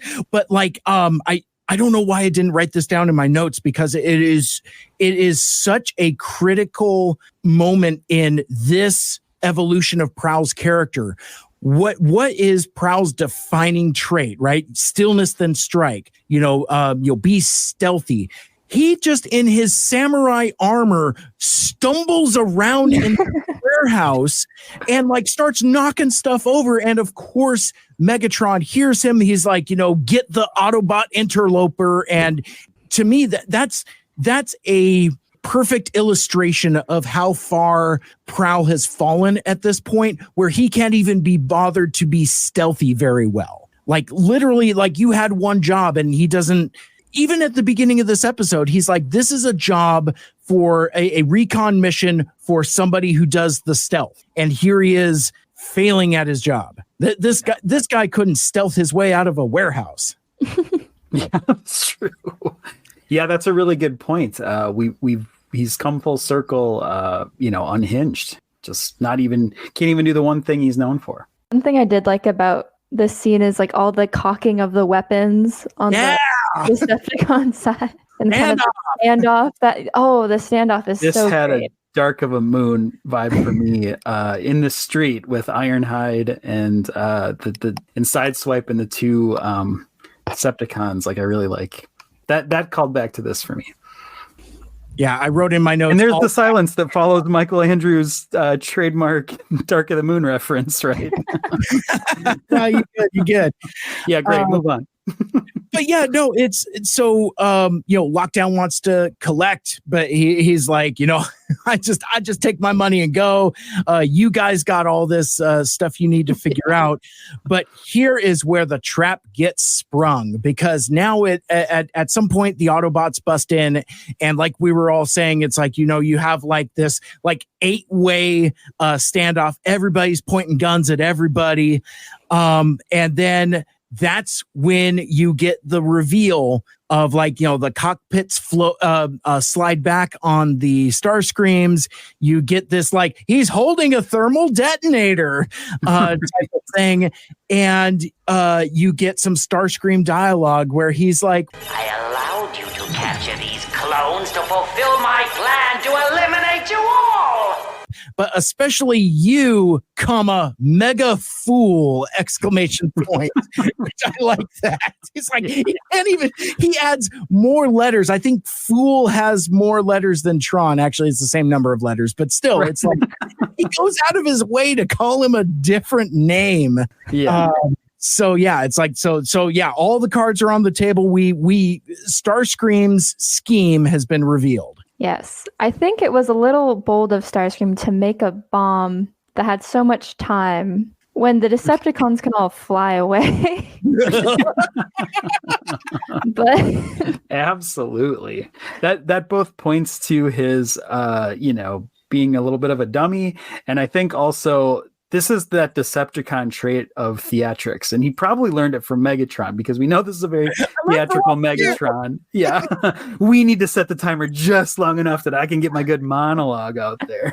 Oh my gosh. Like, this must be Decepticon 101 training. Like, make sure you set the bomb just long enough that you get in all your insults and explain most of the plan, if not all of it. Mm-hmm. Oh my gosh. Now, so I haven't seen Auto Boot Camp yet, but we've had like allusions to what like academy training is, or training to be the elite guard. I wonder if there is a correspondence course for Decepticons, like Decepticoning 101, where it's like, before going on the run, Megatron taught at university, and it's like, here's how you do a parlor scene. Like he has a chair in the middle, and it's like, no, you turn around and you cross your legs just so, and you have a goblet of your private blend, and then you talk about your elaborate plan, making sure to set the bomb specific. You might have to practice a couple times, time out your speech, and then back time it for what the bomb should be. Yeah, someone in the class raises their hand and asks about grenade, and he just spits out his coffee. He's like, grenade, have you been listening to me? You need a bomb, a long timer bomb. Yeah. Where's the elegance and precision in that? It's like, just like throw it. No. What are we, Autobots? Come on. No, there's more sophistication to that. The flair of the dramatic. But like Abbey just said earlier, it's like, well, a chief flaw with this plan is that Decepticons can fly, and that is literally exactly what they do here. And like for my friends here in my notes in all caps, he said the thing ... in all caps again. Transform and rise. I didn't know if I was ever going to get another Transform and Rise Up, and I love that it's deployed here casually. Like the first time we hear it in Megatron Rising, it's a call to action. It's like, Decepticons transform and rise up. This time it's just like, let's get the hell out of here. Oh yeah, Decepticons transform and rise up. Let's go. That kind of thing. Well, it was like metaphorical before, and now it's like, up, the window's up there. Literally, rise up. Let's go. Out of this roof that I've just blasted out with my fusion cannon. and I want to note too, the animation on that is very much depicted almost like a middle finger to the sky roof, and I think that's coming off the rage from Starscream's betrayal here. Yeah, he's so mad. He's so mad. I love it.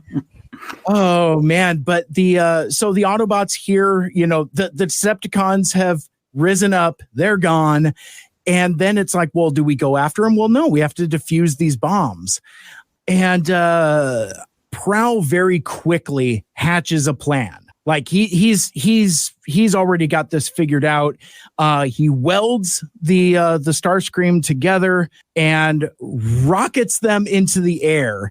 And a piece that's missing from my notes is like, how does Prowl actually like propel them into the air. Because he doesn't like Iron Man them. Like he doesn't like take them up himself, because you have the payoff of it later where the Starscream welded bomb thing chases the Decepticons and blows up. But like, well, it's really quick here, but it's really actually brilliant because he burns all the mods at once. He welds the clones together with his vibro blade. He rigs them up with a taser, and he's got his upgraded jump jets that are sort of attached to the taser. And then he like sends them into orbits and then blocks the fallout with his shield. So he's simultaneously solving the problem while also getting rid of all the mods. Like in one, he's pouring out all the bottles. He's throwing the whole pack of cigarettes in the garbage. He's just going through them all at once. So it's really a good plan, but also a personal plan, right? It's sort of his day zero, right? Starting his new life without the mods. Yeah, I like that. And it's kind of beautiful and poetic in a way, the way that you put that. There's even like a little bit of like fallout later. The explosion is kind of like paid for laughs. Like, the Decepticons are leaving, and then like these horribly conjoined Starscreams, these lethal bomb Starscreams, just kind of explode, and it's a flash of white. And I didn't even get a lug nut warble in that one. I really could have used a David K. Whoa! But I think they kind of cross that off because it's not necessarily integral to the plot. It's not necessarily, it's just like, it's whatever, it's like, it's more about, like Michael Andrews was saying, Prowl unburdening himself of the mods and the upgrades in a way that's useful and cathartic all at the same time. But I like that, like in the wake of the explosion, I think he like still has the shield left. And he just kind of like says over his shoulder, he's like, shorted on my shield mod. Just like tosses it away. I did kind of like that last little bit of it. But yeah, so yeah, the day is saved and the car alarms are going off. But yeah, they just kind of seem to contemplate their victory. Yeah, and this is where we get this cool call. The lockdown makes the call to Prowl, and it's straight out of Taken almost. It's like lockdown Neeson. It's like a Liam Neeson lockdown Neeson. But anyway, yeah, I just like this little this little like call that that they make to each other. And it's cool because it's done like they both have a weird little mutual respect for each other. Like it's not done in this way that Prowl's like, I hate you and I'm done with this. It's this like, you did all right, kid. There's still like a little bit of pride left in Lockdown, and there's a little bit of respect left in Prowl. Yeah, absolutely. Well, and Ratchet kind of kicks this off too. I love how the brevity of animation could be sometimes, because like Ratchet's like, and that slime bucket Lockdown got away again. And then meanwhile, bring. I told you not to call me. It's like right away. And it's like, he's not even making it a point. Prowl, isn't even making it a point to be private about it. He's just like, what do you want, Lockdown? And you would think that like Optimus or Ratchet would be like, hang on. You guys have been texting again? Yeah. It's like, he didn't block Lockdown, but he changed his name to Don't Answer, like in his phone. Yeah. Like it's still there. Yeah. Scam Likely. Yeah. Why are you answering? Why are there all these calls to Scam Likely? These are outgoing calls, Prowl. Oh my gosh. But yeah, it's interesting because like Prowl is like steadfast. He's like, but I've decided that all this over modification is strictly for weak processors. I like the theme of it. It's like, be your best self.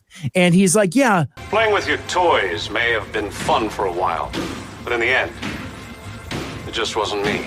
Which I thought that rings very true. And ironically enough, coming off of our discussion about Rise of the Constructicons and themes of friendship, this kind of feels like an echo of that, of like, so Bulkhead had a flirtation with bad friends. Prowl now has a very bad friend as well. He's got the biker kid at the other apartment complex with the leather jacket and the chain on his wallet that he has to watch out for. They're going to hit up the mini mart and shoplift cigarettes together, I'm sure. That kind of thing. But Prowl he's just like, lose my number. Do not contact me again. Yeah, and then we get our money shot here of Prowl gladly returning the EMP to Ratchet. We needed that. That was the shot we needed to see. Nice little moment there. Yes. And it's TFA though. And what's a good TFA episode without a post-credit scene before the credits? But like, no, I agree with you. I think that's the best. No, and there is a sweetness and gentleness and genuine reconciliation between Prowl and Ratchet both. Like Ratchet is just as happy to receive the EMP generator from Prowl because he's like, now I don't have to take it from you. Because we know he will.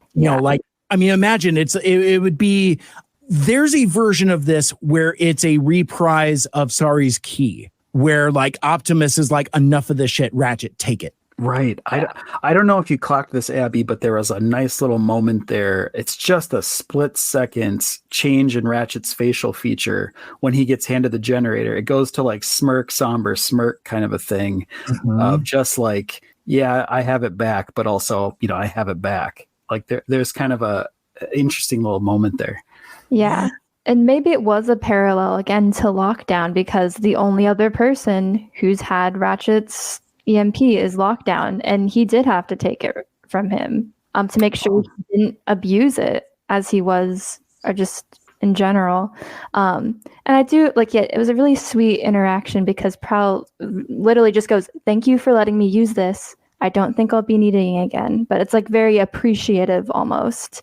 Yeah. And Ratchet being able to get it back in a way that was professional and not forceful was probably really nice. And I think for Ratchet, showed Ratchet that Prowl is still responsible, even if he needed a little push to get there. And even him using his mods to, again, protect the city instead of trying to fight, I think was a really big part of this last scene because, mods did save the day in a way, but it wasn't trying to fight or trying to be stronger with them. It was using them to protect life and protect the city. And I think that was kind of the big takeaway of this whole thing, is that you use it to protect and then you leave it alone.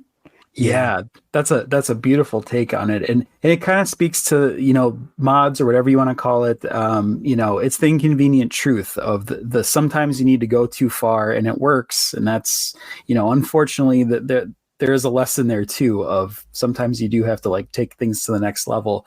But it's really the message of, I can throw it all away when I need to. Like I can say no to this when I need to. There's that undertone of addiction here, especially, and this is really good coming off the Constructicon's beer guzzling episode. That someone can say no to that addiction, and maybe that's why the episode started with the beer can flashback as sort of a little homage to that. Yeah, yeah, interesting. Well, and again, there's a warmth to Prowl's delivery when he gives it back, like you had said, Abbey. There's like, he's cordial and polite and a little bit humbled, which I think humbled Prowl is kind of my favorite Prowl, where it's like, he's got the skills obviously, but like he keeps needing to be kind of kept in check. Like I wonder. Jazz had mentioned you didn't quite finish your ninja training. So we know that his training is incomplete.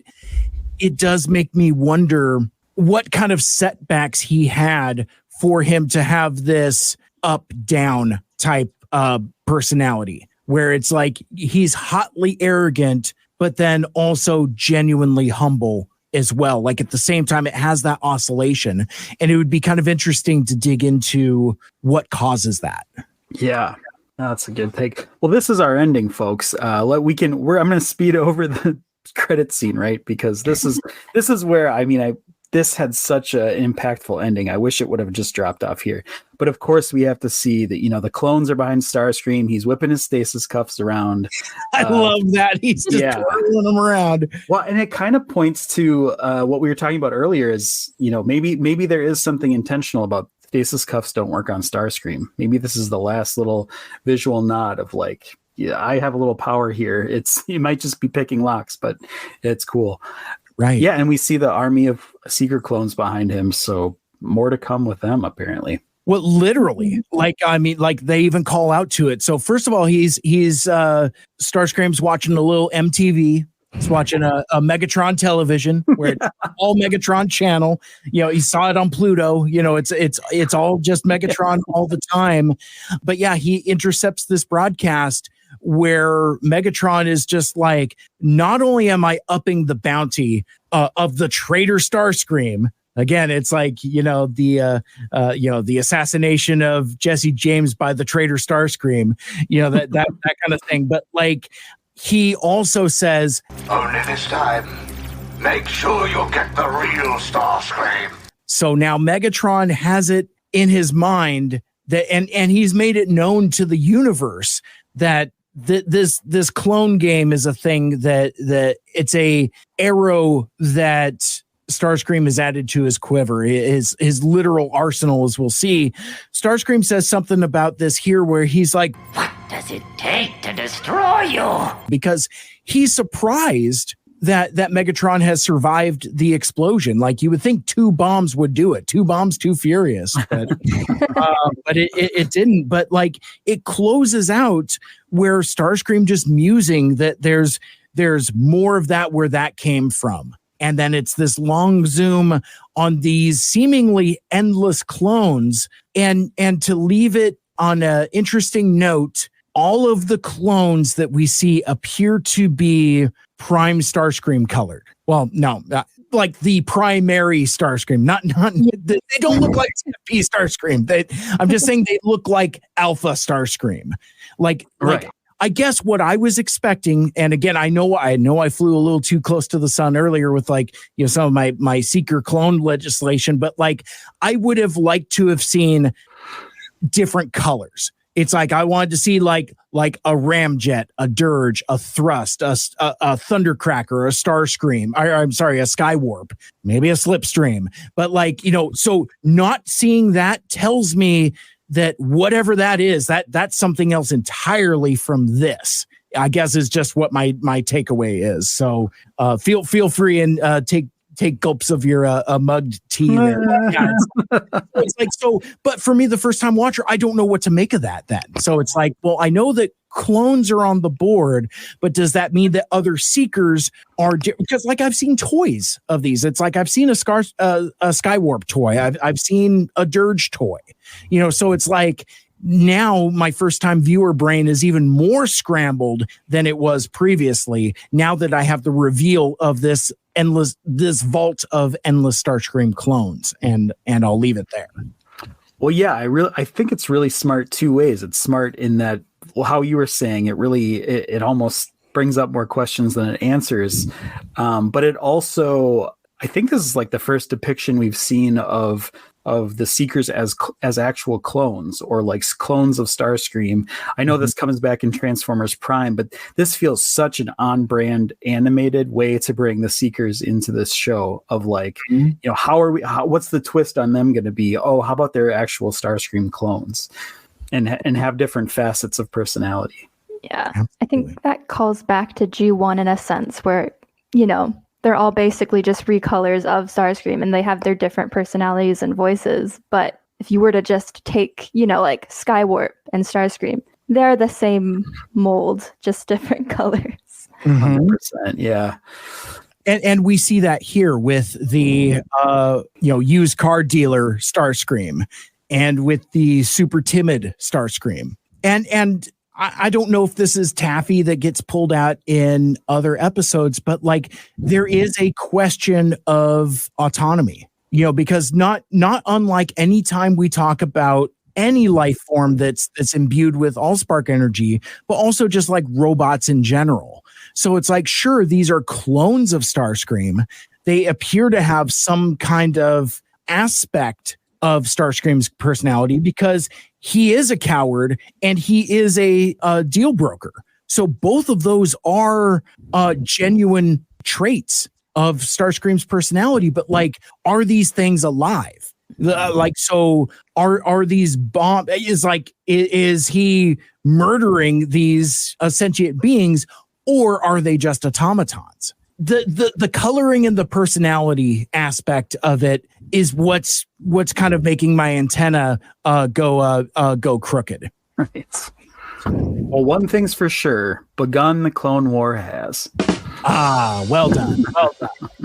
And that is our discussion of the episode. Before we move into our remaining segments, any other final thoughts or observations that we may have skipped over? Yeah, I guess just one other connection I'd make just now the episode's all wrapped up is that like kind of the labels that are put on Prowl were kind of interesting. You know, at the start, Ratchet kind of calls him, "Oh, you like remind me of a Metabot." Then we get Lockdown saying it. He reminds me of himself. You know, Prowl reminds himself of Lockdown. And then we get the Decepticon distinction between one of the Starscream clones. So I think there was also kind of a identity portion of this episode for Prowl where it's like, what role is he going to take? And also, yeah, like he's obviously very paranoid about not wanting to be a Decepticon, because when that star seems like, "Oh, do you have some Decepticon oil?" He's very much like, "Ooh, I don't want that. I don't want that." But Kim kind of trying to figure out what his style is and how he wants to be identified and like how he acts as a hero is really interesting. And it doesn't come up too much at the end, but I just thought that was like a wraparound with him being called very different distinctions. Yeah, that's a great take. There is sort of like a labeling and creating of labels and titles and stuff throughout this that's very deliberate. I can see that now. Yeah, absolutely. I love it. I love it. And it's interesting. And I think the other thing to keep in mind in context, maybe it's just because of the way that Ratchet talks, but like I take Prowl to be depicted as young, like maybe not as young as Bumblebee, maybe a scratch younger than Optimus. And I don't know where Bulkhead fits in that age spectrum. Yeah, exactly. Yeah, there you go. But like that's the thing with this crew, right? Is like they're young bots. He calls him kid a number of times.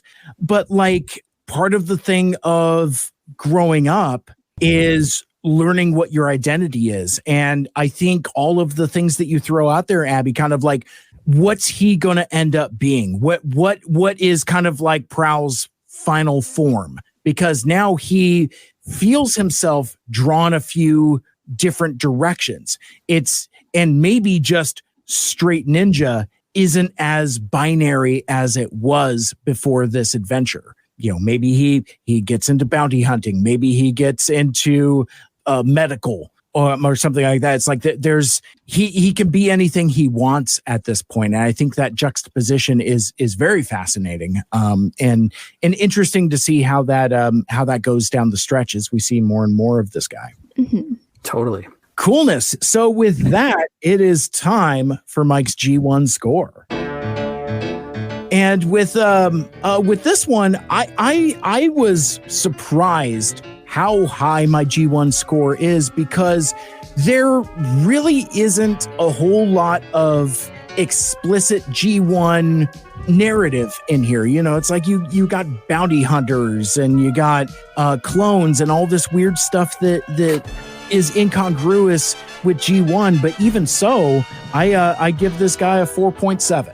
Oh wow! And really, it was just literal references like that imagery of the Autobot Elite Guard shuttle at the beginning gave me some Mad Transformers the movie vibes. You get Sky Spy, and even with the Starscream stuff, while clones isn't necessarily a concept in G1, different colored Seekers certainly is. So I kind of took it as an homage to animation errors, because like I think it's also crucial to note that these two Starscreams that we see aren't explicitly anybody.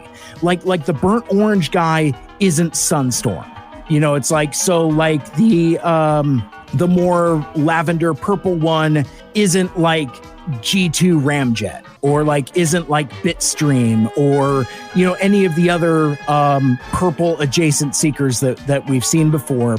It's kind of its own unique coloring. So yeah, but like, so I felt that those almost feel like specific choices based on animation errors. I don't know if there's like an orange and white one floating around somewhere, but like certainly the purple guy felt like that's something from like an animation error. So I award extra points on that. Nice. Awesome. Yeah, I was gonna say that's pretty high for you. That's right on the half and half, almost right on the half and half mark of G1 and not G1. So yeah, and I was genuinely surprised once I tallied it. I was like, because I'll do like ticks and hash marks, and I'm like, okay. I'm surprised as anybody else. But yeah, Abbey, I don't know if you understand it, but it's pretty mathematical actually. The G1 score, he's got a little something going on there. I'm waiting for some Two Mikes Too Furious fan to go through all of our episodes and figure out how aggressively inconsistent my G1 scores are, because it's like, wait a sec, you graded this one a 2 and this one a 4. Wait a darn minute. Right. I think you gave one a 666 rating one time just to be cheeky. Yeah, it's all. I may have done that a couple times. That's okay. It's your score. Yeah, it's Mike's G1 score. It's not anybody else's. Mm-hmm.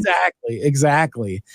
And with that, before we get out of here, and before Ichabod Drift's favorite segment, the Michael Andrews preview haiku, I would like to very quickly open up the mailbag with a little bit of listener feedback. Mail time. Mail time. Mail time. Mail time. Mail time. The mail's here. Here's the mail that never fails. It makes me want to wag my tail. When it comes, I want to wail. Mail! And I've got one bit of correspondence from our YouTube. And again, as a reminder, and Abbey would be able to tell you also, the hub for listener feedback appears to be the YouTube channel. Oh, actually, hey, time out. Abbey, I have a question for you. Someone who has commented on the YouTube channel, how do you consume the show, and what motivated you to comment on the YouTube? This is something that's I've always wondered since we started seeing feedback there. I usually listen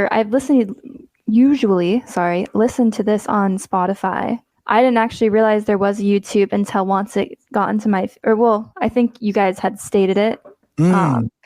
Yep. And I don't have social media that much. So I was like, oh, well, like the one way I could, give feedback, easy way would just be via YouTube. And then sometimes I'll watch it via YouTube if I'm doing other stuff on my phone or something. Yeah, that's we can't let a co-host get out of here without a little data mining. We have to figure out exactly we can record this valuable information. So thank you. Yeah, no, I don't have Twitter, so YouTube is my go-to, I guess. Nice. Well, and that's a good illustration for other fans listening. It's like, so we talk about our Twitter a lot and things like that, but like I appreciate that you interact with us in other ways. Like, you sent us an email, you commented on the YouTube. So there's other ways to interact with the show that isn't through social media. And I really appreciate that reminder and that feedback. Mm-hmm. All right. So I have one note from our good friend, Matthew Barbario. This is in a comment to the video version of our TFCon LA 2024 recap, which was kind of extracted from our recording of the Velocity episode, but it was lengthy enough. Plus I had some visual daily doubles with some toys. So we put that up as a standalone video on our YouTube. And it seems like folks seem to like that. Racked up a whole bunch of views, by the way, too. I'm just like, oh, people seem to be interested in this. Maybe we'll do more stuff like that in the future. I don't know. But anyway, so Matthew writes, great TFCon recap, ! I want to go to one of those events so bad! ! They seem like so much fun. As a Bayverse fan and defender, I would totally go to the screening, that in reference to the screening of the 2007 movie. It would be great to watch one with fellow fans. I'm glad you weren't spoiled at the panel, Mike Seibert. That was a big worry. You definitely had to leave for a reason. You got to experience the season 1 stuff, and then the universe was looking out for you and said, okay, that's enough. I'm glad you got your Extreme Ghostbusters DVD set, Michael Andrews, ! Yeah, thank you. He's the reason I got it. I don't know if I would have got in on that pre-order. So I have a little Extreme Ghostbusters legislation for our next episode, but yeah, stay tuned for that. Absolutely. But yeah, I was also going to add Matthew Barbario. We call it Baypology. You're a Baypologist if you are a fan of those live action movies. That's right away. Yeah, for sure. Right away, I knew we were in good hands with Abbey because she said her intro was, adjacent to the 2007 live action movie. I was like, yeah, we're home, we're safe. We got a good mic here. I'll defend the first 3. I think that's my big one. Yeah. Well, I guess I should ask. I noticed you called it the Michael Bay trilogy, and I really liked the way that sounded. But I love Dark of the Moon. I think that's, like, as you say, that would have been a little perfect trilogy there. Yeah, I like the 4th one still. But I feel like, can't go wrong. Yeah, but I think the first 3 were perfect. And if it would have ended there, it would have been fine. Yeah, truly. And Dark of the Moon's your favorite? Can we get that on tape? No, you can't. I'm sorry. Get her out of here. Yeah. So sorry. So nice meeting you. Bye. Yeah, exactly. So Abbey, I did have a follow-up question because, Matthew talks about TF cons, and we've talked about the culture of TF con. You had mentioned that you have been to Comic-Con, and I'm assuming you're referring to San Diego, right? No, I'm actually referring to the Seattle one. That happened this year. Emerald City Comic-Con, of course. Yes. And I had never gone before, but my friend got 2 free tickets. So this is my first time going. I got a lot of comics. I got an Andrew Lee Griffith sketchbook. Oh, nice. Just for commissions he's done. And then, yeah, it was fun. And I would go again. Awesome. Well, if you make your way up here again, drop me an email, drop me a message. I mean, I live in Seattle, so I would love to see if the occasion arises. I love Emerald City Comic-Con, but the reason why I bring it up is because it's interesting how there's Transformers adjacent stuff and obviously Transformers talent. Andrew's awesome, but there's something that's unique about having a themed fandom convention. There ain't nothing like TFCon. I'm not trying to oversell it or anything like that, but I had been going to Emerald City Con since it started. Mm-hmm. And I haven't actually gone for the last couple of years because I focus on traveling to go to these TF cons. It's got my interest and imagination so much. It's really very fascinating. It does seem like a cool environment, especially because, there's definitely Transformers things at Comic-Con. And, they do have all these comic sections where you can find IDW or even, the older Marvel. I didn't see any Skybound yet, which makes sense. A lot of them are... Have you been keeping up with the new Skybound comics? I haven't, personally. I have a little bit of I know we're going way, way long here, and it's sorry. No, you're good.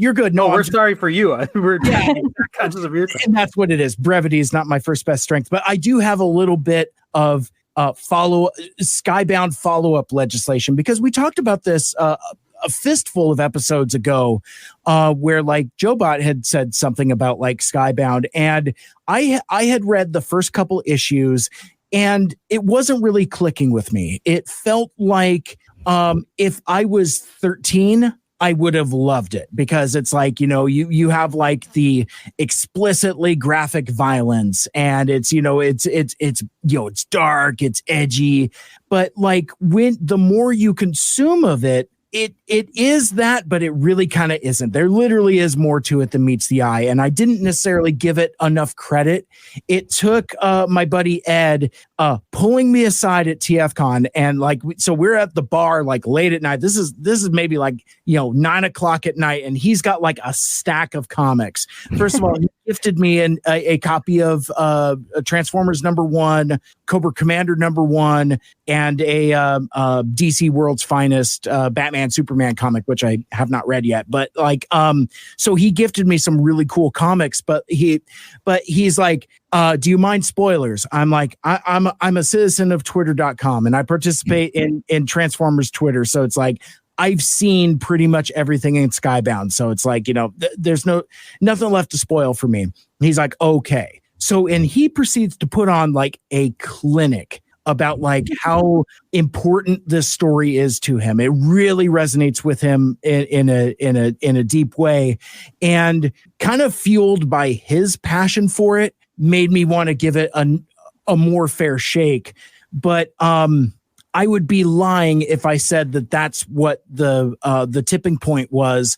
It wasn't. But what was, however, is without getting into the deepest spoilers, I saw something on Twitter relating to Soundwave. And in the latest issue, I think it's issue 7. I don't know if number 8 is out. Well, it might be out by the time this comes out. But anyway, in issue 7, Soundwave becomes leader of the Decepticons in a incredibly satisfying way, in a way to where it's like my messages and DMs are getting flooded. It's like, Mike, you need to be reading Skybound. And so I went to the comic shop and bought the issue.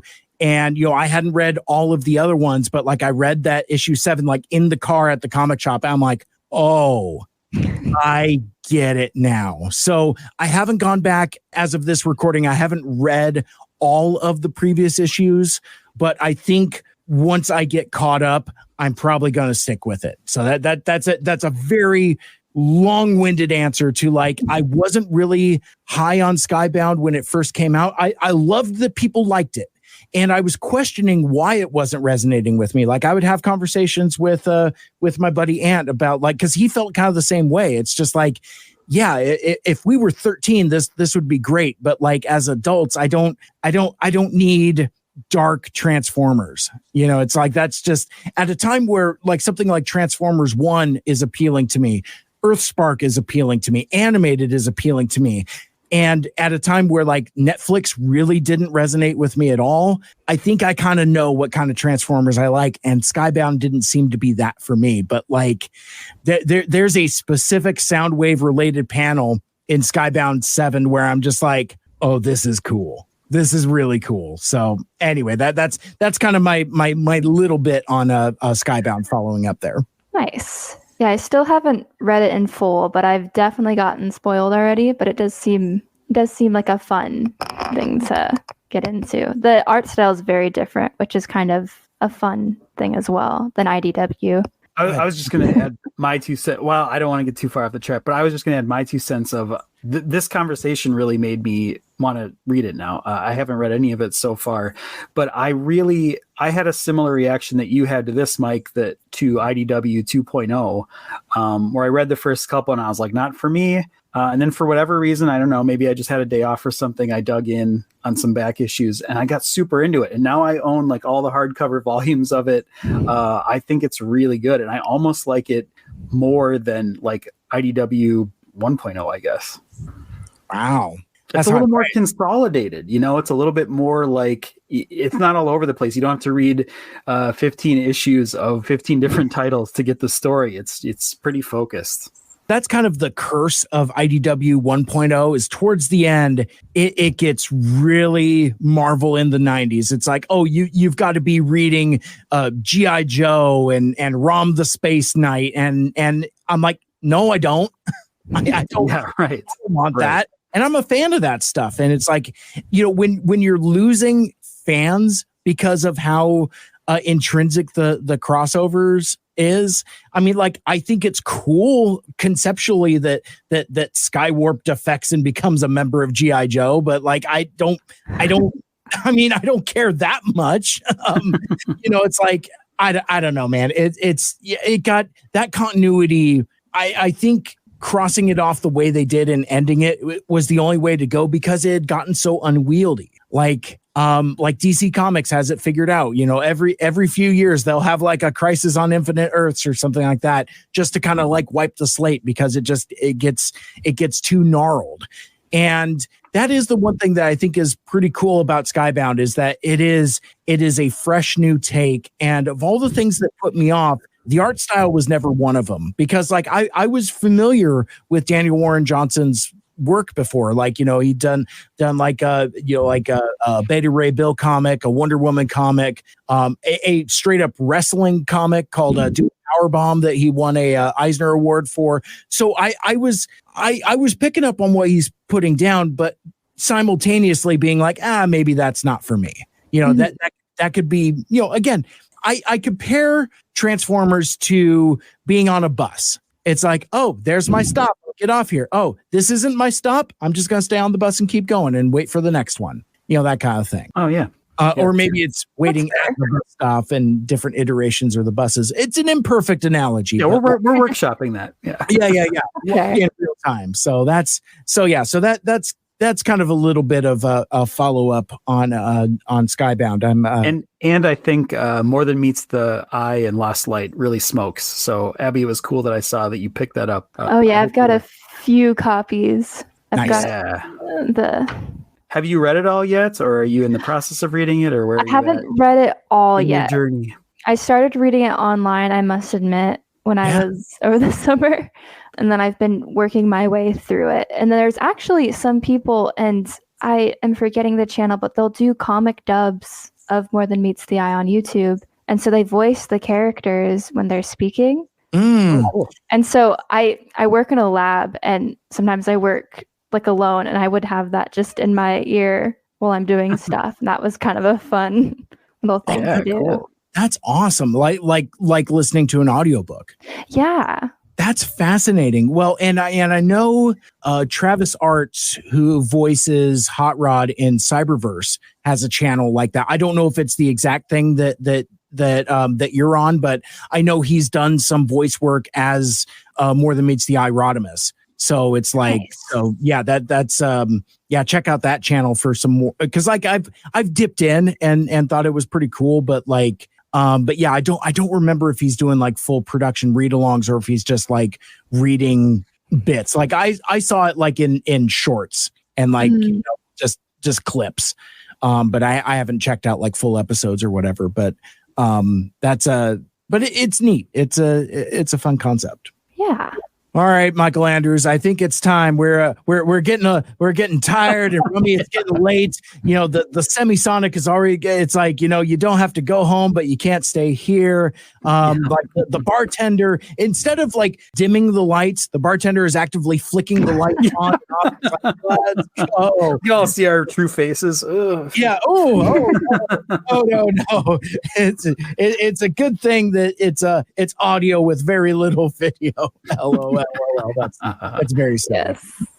Yes. But anyway, it is time for Michael Andrews preview haiku, pre-coup, if you will, preview of our next episode. Yeah, here we go. Wheeling and dealing. New Detroit's crime syndicate reneges on the deal. Ooh. What up? Good stuff. Scene. And scene. Well, and that will about do it for our discussion on A Fistful of Energon. Abbey, thank you so much for taking the time to join us today. We really greatly appreciate it. Yeah, thank you for having me again. Do you want to try out any cool catchphrases here? Make good choices, eat good pizza, if you will. Good pizza is always good. There is no such thing as bad pizza, and I will leave that. I've never had bad pizza. Have you ever had bad pizza? No, I don't think so. I don't know if I would recognize it if I came across it. Yeah. Bad pizza doesn't exist, so eat it. I love it. I love it. There's our t-shirt. There it is. And the entire legislation. It's like bad pizza doesn't exist, so eat more pizza. Yes. I love exactly. that. I completely reject the notion of bad pizza because much like everything else, even when it's bad, it's still pretty good. Mm-hmm. All right.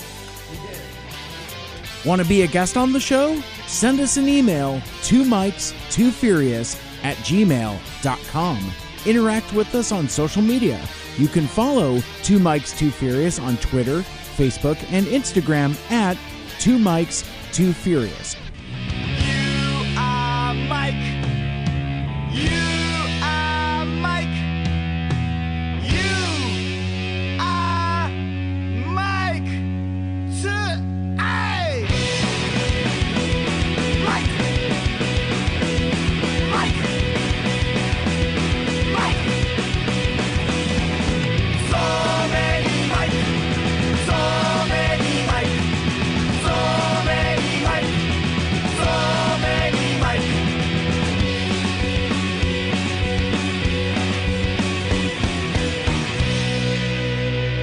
Hey! Mike! It's for Don't know if I'm donating hyping plasma, right? Yeah. And they so, give you your money on like a little credit card thing. credit card. Oh. And they pay pretty handsomely. And you yeah. can do it a lot more than you can blood because they're not actually taking the blood from you. They put it back in, and it feels really weird when they put it back in. And then they make plasma TV screens out of it. And then Yes. that's where all the money, and then they pay you for it. Yep, that's how it works. That's not how that works. It is. You're fooling me. That was always my like conspiracy theory I was trying to sell people on. Was that it was being used for TVs, and that's why they had to pay for it. Oh my gosh. So Count Dracula only uses a plasma TV, then no LCD in That's correct. Yes. There's a bit here. I just don't think we need to commit to it.